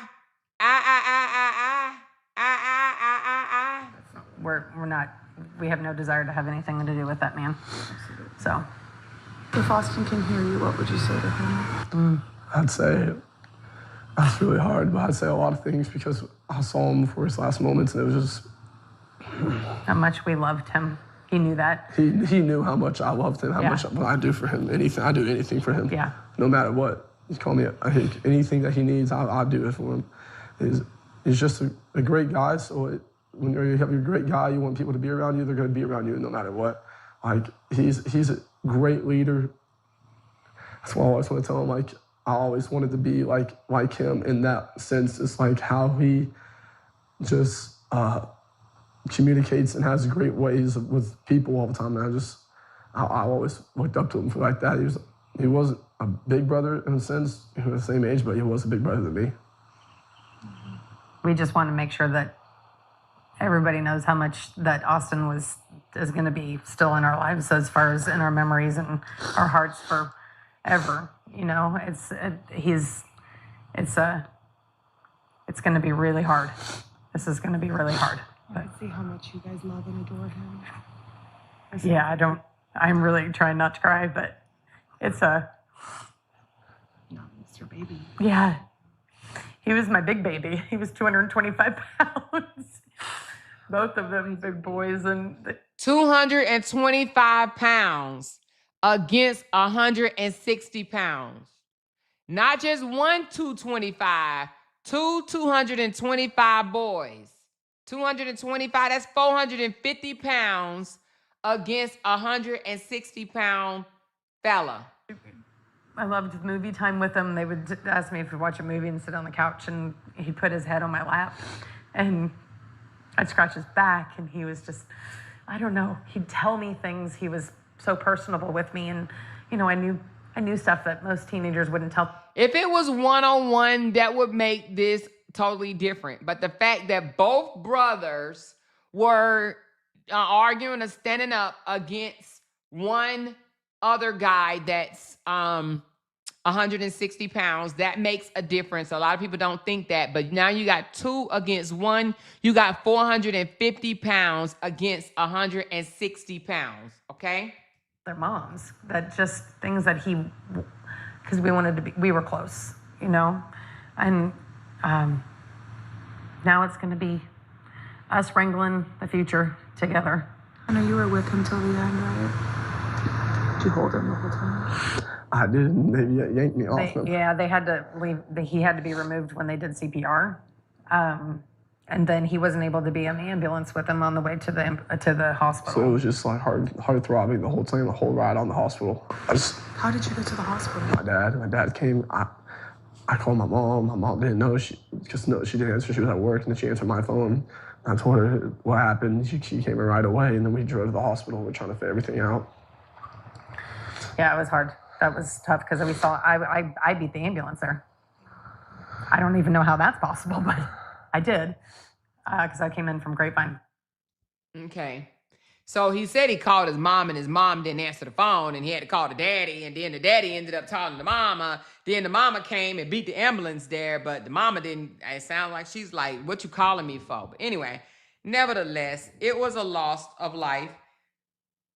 It was a loss of life, and no one here on Talk About It with Amora is happy that a life was lost. But we have to talk about or take into consideration what happened up until the life was lost. What we know so far is Austin put his hands on Karmelo not once, but twice, and also grabbed his book bag. We know that happened. Why?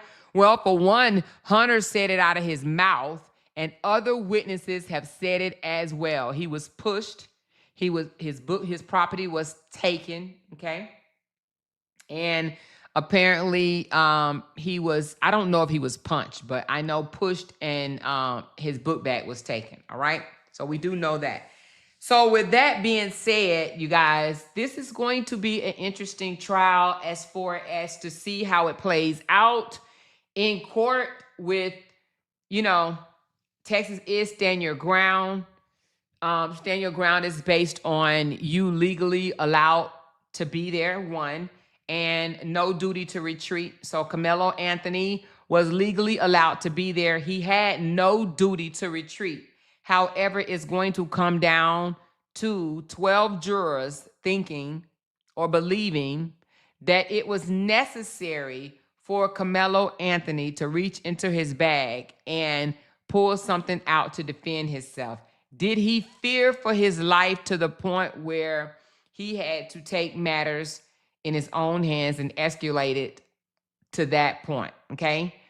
Thank you so much for the Gold Met. I'll play the Gold Met song in just a few minutes. Thank y'all so very much. I do appreciate y'all. So with that being said, like, you know, do I think it was premeditated murder? I do not. I do not believe that it was premeditated. I saw somebody put in the chat that it was premeditated because he reached it. Let me go back to her comment. She said, let's go to it. I read it. Okay, she said, he is being charged with first degree because he told him, if you touch me and see what happens. So if you touch me, see what happens. And that's what made it premeditated. I actually do not agree with that because just saying, if you touch me, see what happens is not, oh, I'm planning on killing you today. I do not believe that is the case because, you know, you're talking about someone that's 17 years old, am I right?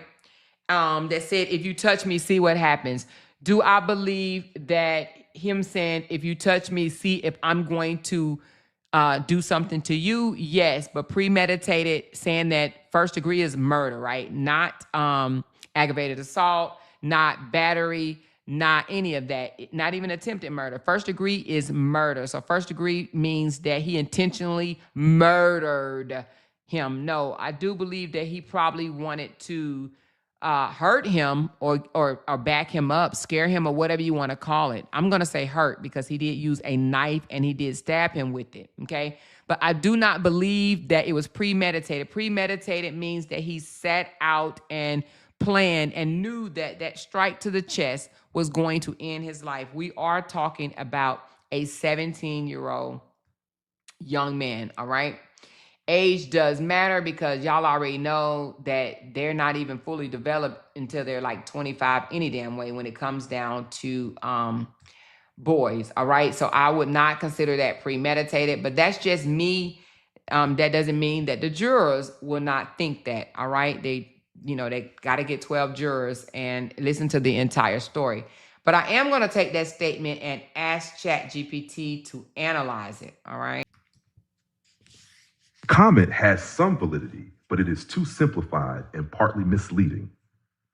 In Texas, a murder charge is generally a first-degree felony by default when the allegation is that someone intentionally or knowingly caused another person's death.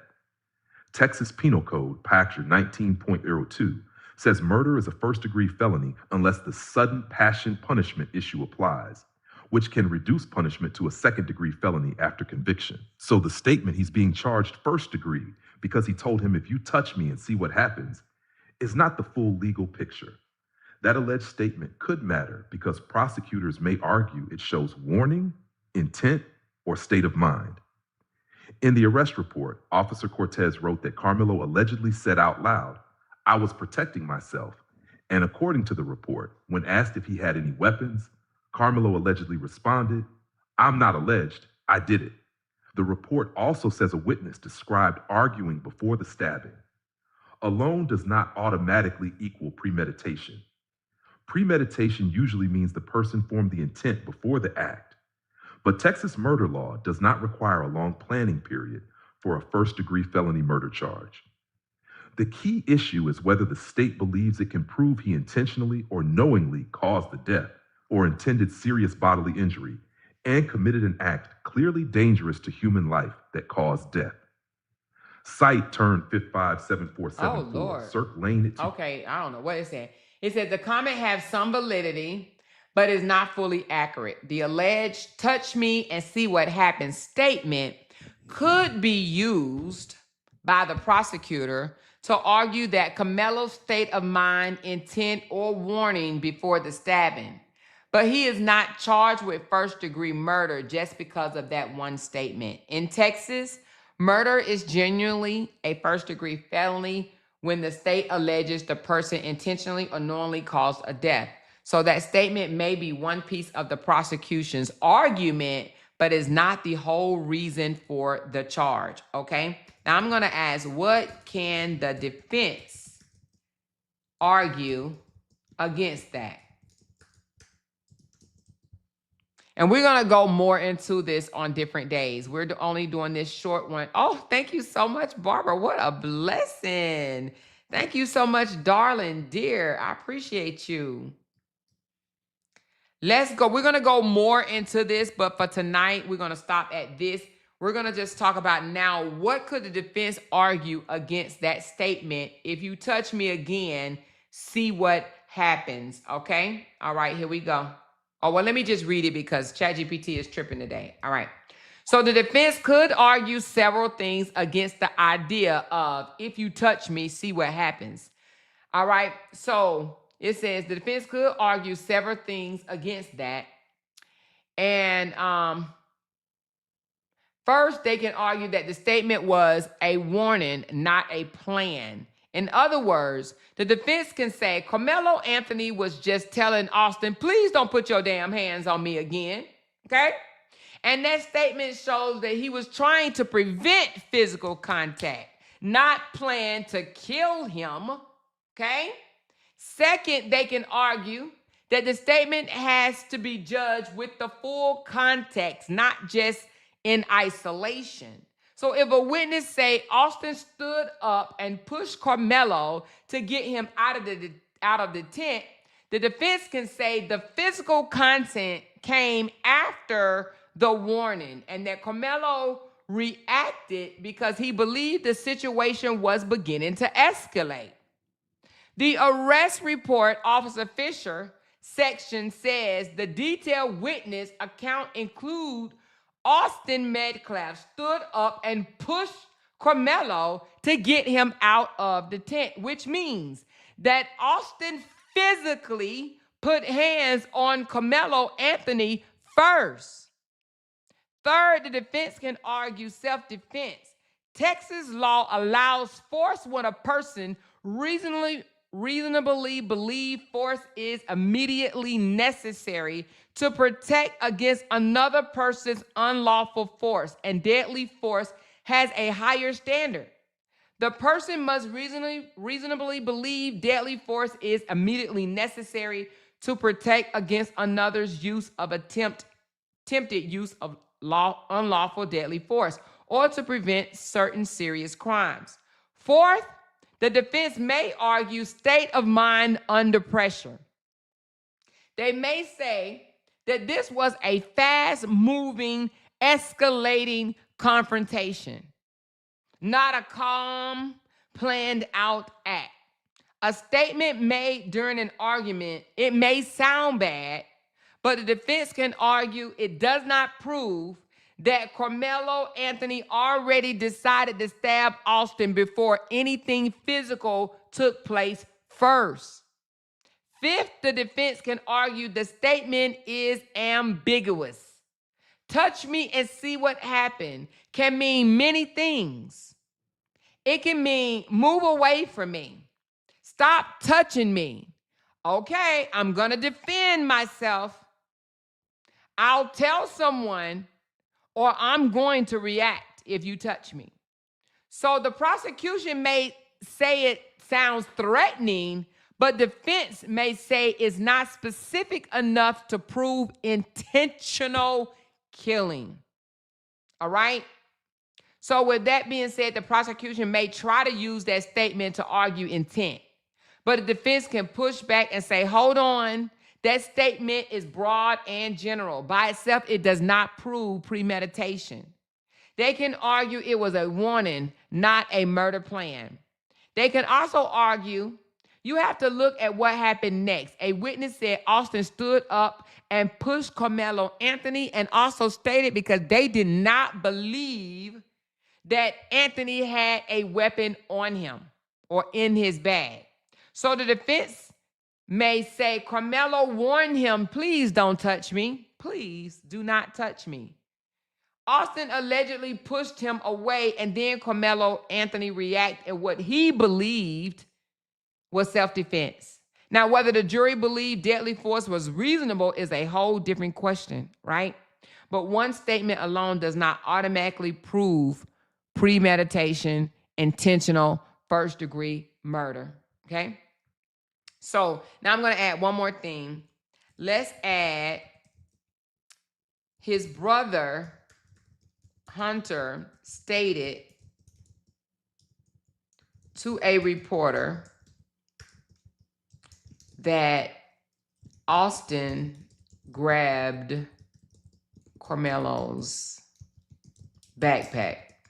I said, does that matter? If so, how? All right. And we're going to close it down after this one, you guys. All right. So it said, yes, it does matter. But how much it matters depends on whether Hunter reporter's statement is admissible, consistent, and supported by other evidence. So it supports the defense hands-on contact argument. If Hunter told a reporter that Austin grabbed Karmelo's backpack, the defense could argue that this lines up with the broader theme that Austin made physical contact with Karmelo or his property before the stabbing took place. The arrest report already included another witness account stating that Austin stood up and pushed Karmelo to get him out of the tent. And public reporting on the affidavit says a witness reported Metcalf grabbed Anthony to tell him to move. So now you got a pushing out of the tent and grabbed him to tell him to move, and now grabbing his backpack. So it could help explain why Karmelo may have felt cornered or threatened. The defense could argue this was not just words anymore. Austin pushed him, and according to Hunter's report to the statement that he gave to the reporter, that Austin grabbed Karmelo's backpack. So since the knife was allegedly in or around Karmelo's bag, the defense may say that Austin grabbing the backpack escalated the situation because Karmelo knew that he had a knife inside the backpack, okay? So he believes someone was trying to control his movement, take his property, or interfere with what was inside the bag. And see, I didn't even think about that. God, diggity dog. I didn't even think that Karmelo could have been afraid of Austin getting a hold to his property because he knew what was in the backpack. Anyway, let's continue. It could help explain why Karmelo may have felt cornered or threatened, okay? But it does not automatically prove self-defense. This is where the prosecutor pushes back. Grabbing a backpack or pushing someone may show physical contact, but the jury still have to decide whether using deadly force was reasonable under the circumstances as a whole. The prosecutor can argue that a push or backpack grab did not equal deadly threats, all right? It may matter for credibility and consistency. If Hunter did not give a detailed statement in the arrest report, but later told a reporter Austin grabbed the backpack, the defense may use that to say even Austin's brother acknowledged some physical action by Austin, but the prosecutor may say Hunter was emotional, grieving, or that the media interview is not the same as a sworn police statement. It can matter if Hunter testifies, all right? If Hunter takes the stand and says Austin grabbed the backpack, that becomes much more important because both sides can question him under the oath. The defense could use this in support of their version of self-defense. The prosecutor could cross-examine him about exactly what he saw, where he was,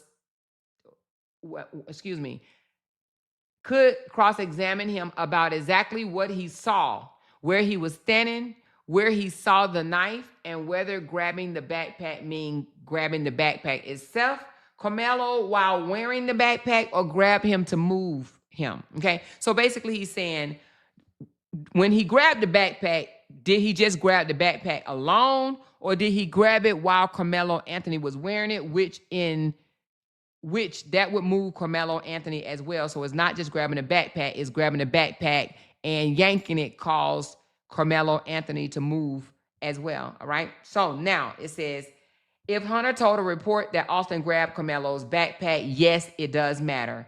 But we have to be careful with how we frame that because it does not automatically prove self-defense, and we know that, right? It does not automatically justify deadly force. We know that as well. But it does support the defense argument that this is not just a verbal disagreement. It gives them another piece to argue that Austin made physical contact with Karmelo and his property before the stabbing even took place.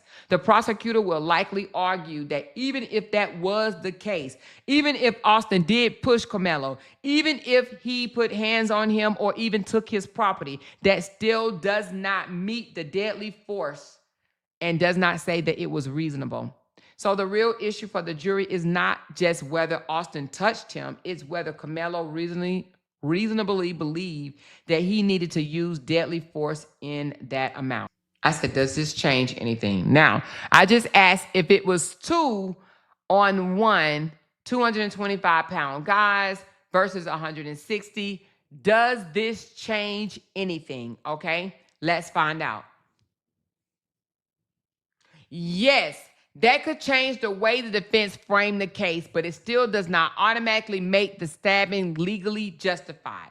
Here's why this matters, okay? 225-pound guys versus 160-pound fellow. If the defense can show that Hunter initiated the conversation, Hunter said out his own damn mouth that he did, right? Austin stepped in. Both brothers were allegedly much bigger than Karmelo. And then Austin allegedly pushed him or grabbed his backpack. The defense can argue this was not simply Karmelo Anthony starting trouble with the brothers. They can frame it as Karmelo being confronted by 2 large individuals with the situation escalating from words to physical contact. That could help the defense argue reasonable fear. Under the Texas self-defense law, the question is whether Karmelo Anthony reasonably believed force was immediately necessary to protect himself. For deadly force, the standard is higher. He would have to reasonably believe deadly force was immediate necessary to protect himself from unlawful deadly force, serious bodily injury, or certain violent crimes. So the defense could say this was a 17-year-old who weighed around 160 pounds being confronted by 2 brothers who were allegedly around 200 to 225 each. One brother initiated the conversation, the other stepped in, the arguments escalated, and witnesses said Austin pushed him or made physical contact.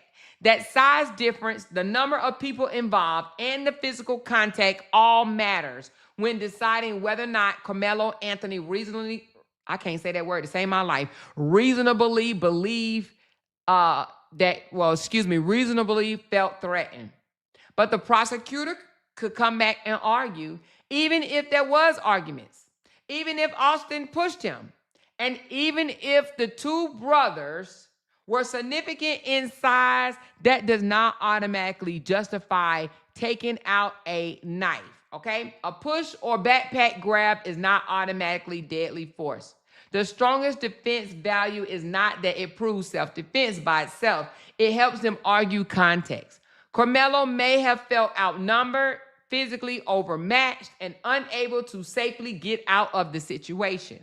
The jury would have to decide whether that fear was reasonable and whether the level of force used matched the threat, all right? So, now, if it is true and can be proven that Hunter initiated the conversation, which Hunter said that out his own mouth. Austin stepped in, Hunter said that out his own mouth.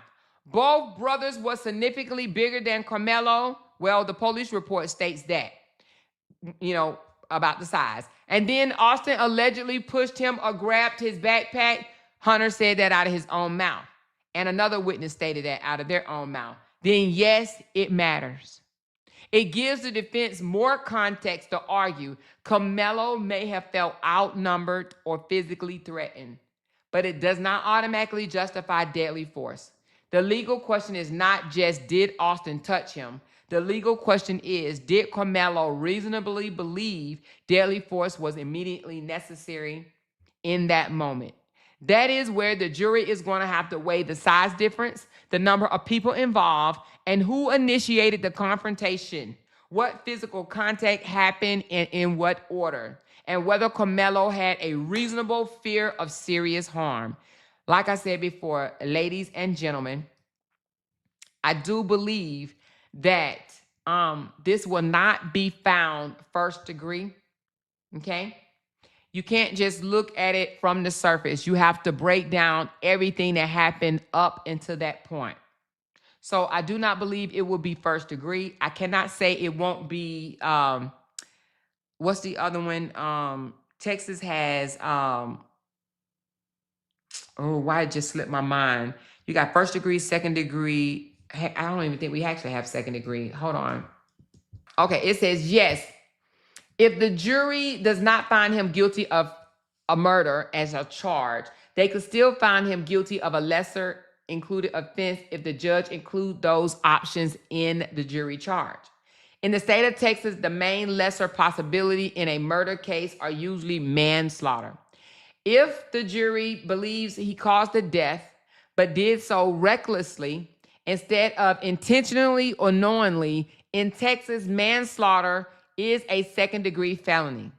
Also, manslaughter, okay, so Texas second degree is manslaughter, or manslaughter is a second-degree felony, okay?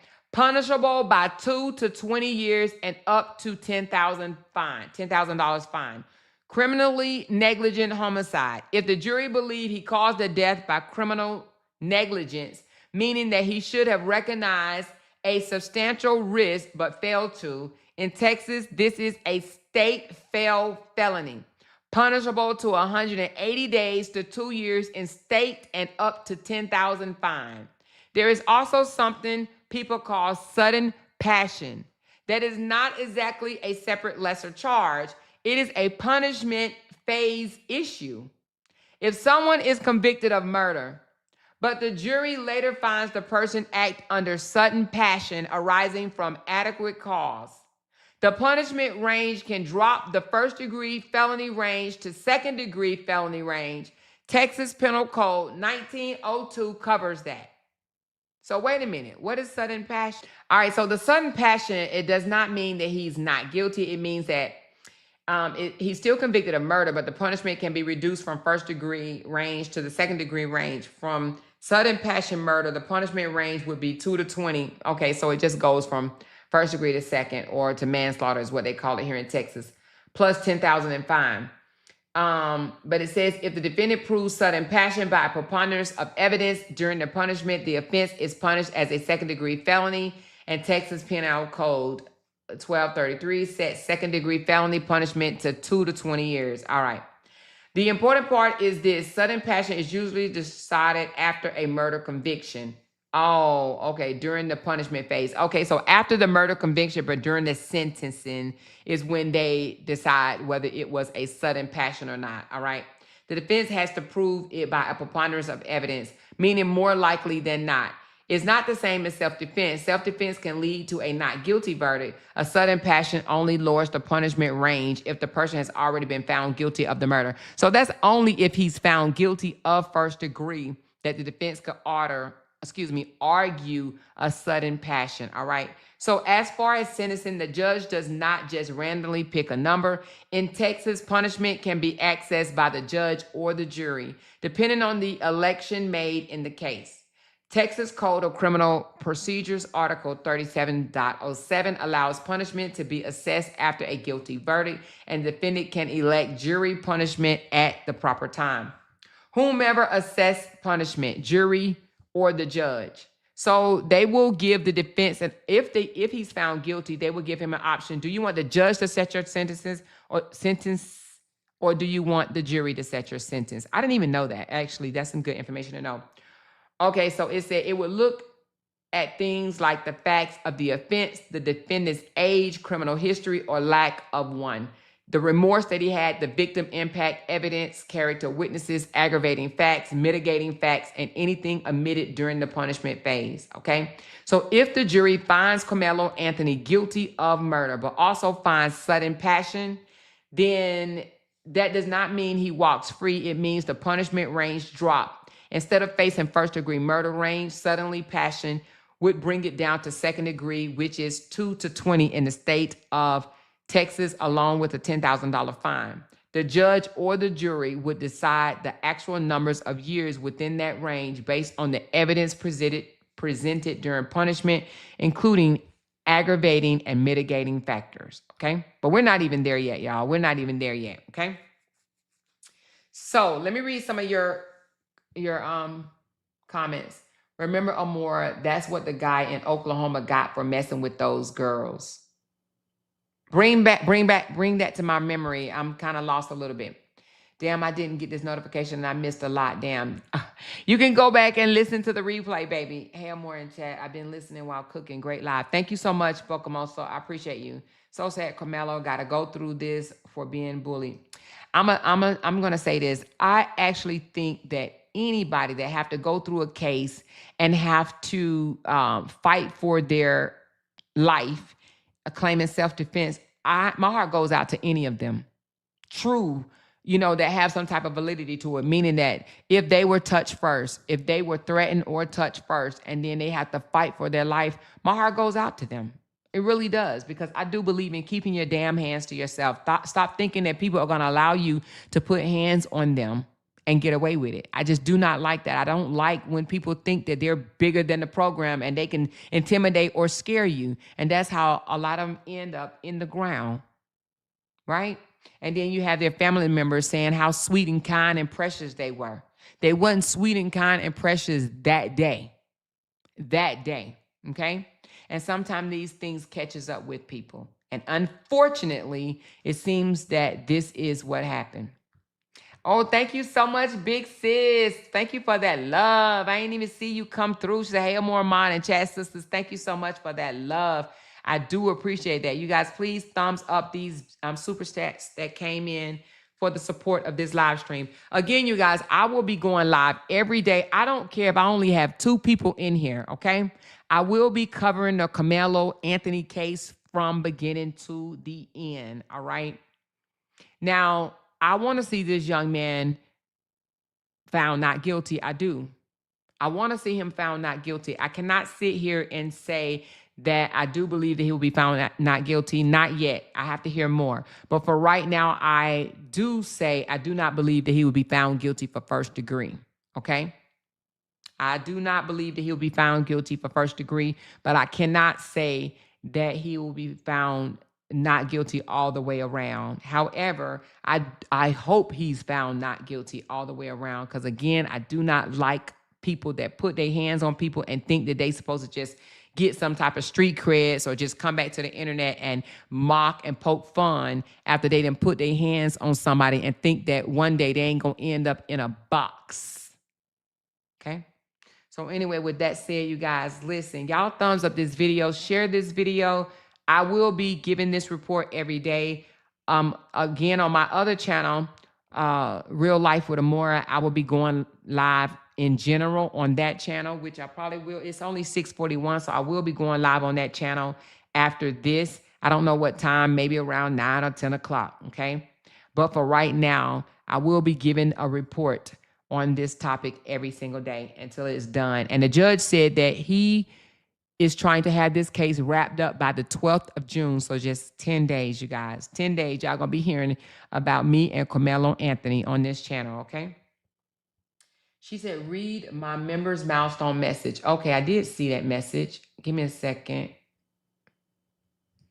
All right, Rita says, keep going, Amora. We know that people like drama, but you have a powerful voice. Once this trial gets going, more will come to hear. Nearly 3 years. Oh, nearly 3 years strong. Thank you so much. And thank you for 33 lovely months. I do appreciate you so very much. Thank you, Rita. And then Rita Harris came and said, God bless you, Amora. We love you. Thank you, Rita Harris. And thank you, Rita M. I appreciate y'all so very much.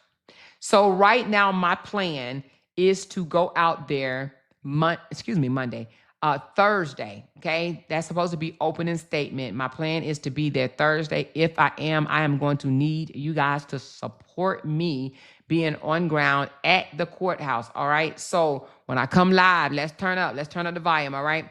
So I will be there on ground on Thursday for the opening statements. Now, I won't be able to stay for the entire 10 days because y'all know we already have our family reunion and Jay ain't even playing that. Oh my goodness, he is not playing that. So nevertheless, I will be there for at least a couple of days. And if it spills over after the family reunion, I will go back. But for right now, I will be there on Thursday, okay?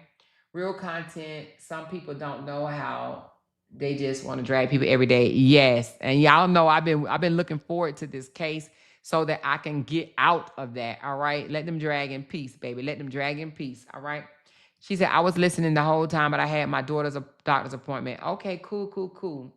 Same for me, Amore. I'll be one of the 2 tuned in. Thank you so much. And like I said, I don't care if it's just 2 people. I promise you. This is actually helping me because this makes me, because I'm going to go listen to other content creators that's actually covering this case as well or whatever, more experienced than me, and pick up on some tips and things that they are covering that I need to bring back to you guys as well, okay? I'm drowning out all that other noise. I really don't give a care at this point. I promise you. It's just all noise to me. So Karmelo Anthony, and this is how it's going to be when the other case starts as well, the Ramika or the Holly Johnson case as well, okay? If there is a case, because I got a little update on that as well, all right? She said, I would definitely be one of the 2. Thank you so much. I mean, I have 164 people in here, and I'm sure people will catch the replay. But listen, if you want to be here, you will be here. If you don't want to be here, then you won't be here. But I am interested in finding out what's going to happen in this case. We always talk about Texas and Florida is a stand your ground state, and we always talk about what is allowed and what's not allowed in these states.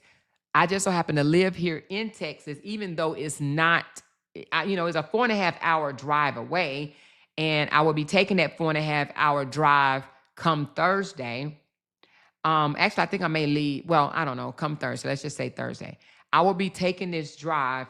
So that's how interested I am in trying to get you guys the most accurate information. Okay. So this will be my first trial that I will even attend, even if it's a day or 2. This is my first one, but it will not be my last. Okay. Now, of course, if it was closer or if I lived there, I would be there for the whole entire thing. But unfortunately, I cannot do that on this one. But baby, I'm going to get y'all the information. Okay. I will get y'all the information.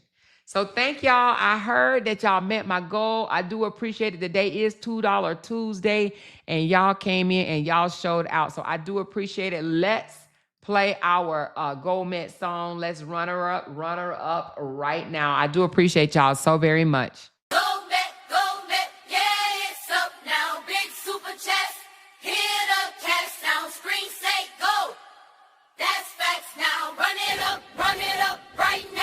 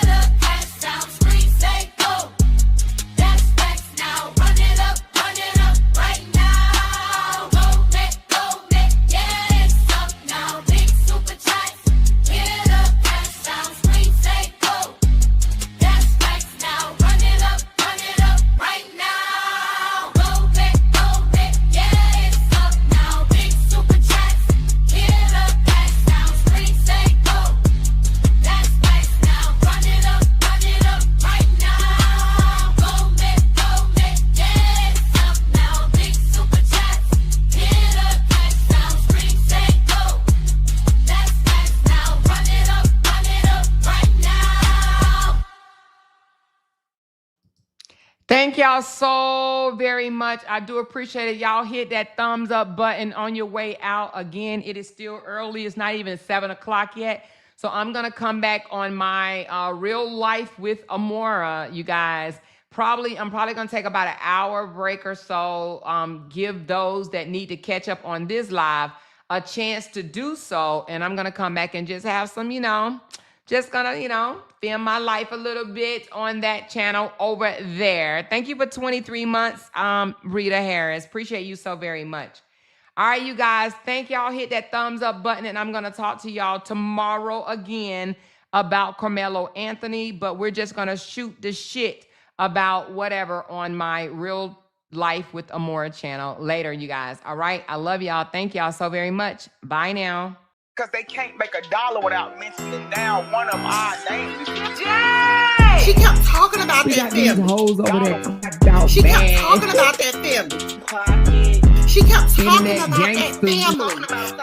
She kept talking about that family. She kept talking about that family. That family. She kept talking about that family. Talking about that family. These motherfuckers don't be wanting to listen on things. Because they can't make a dollar without mentioning down one of our names.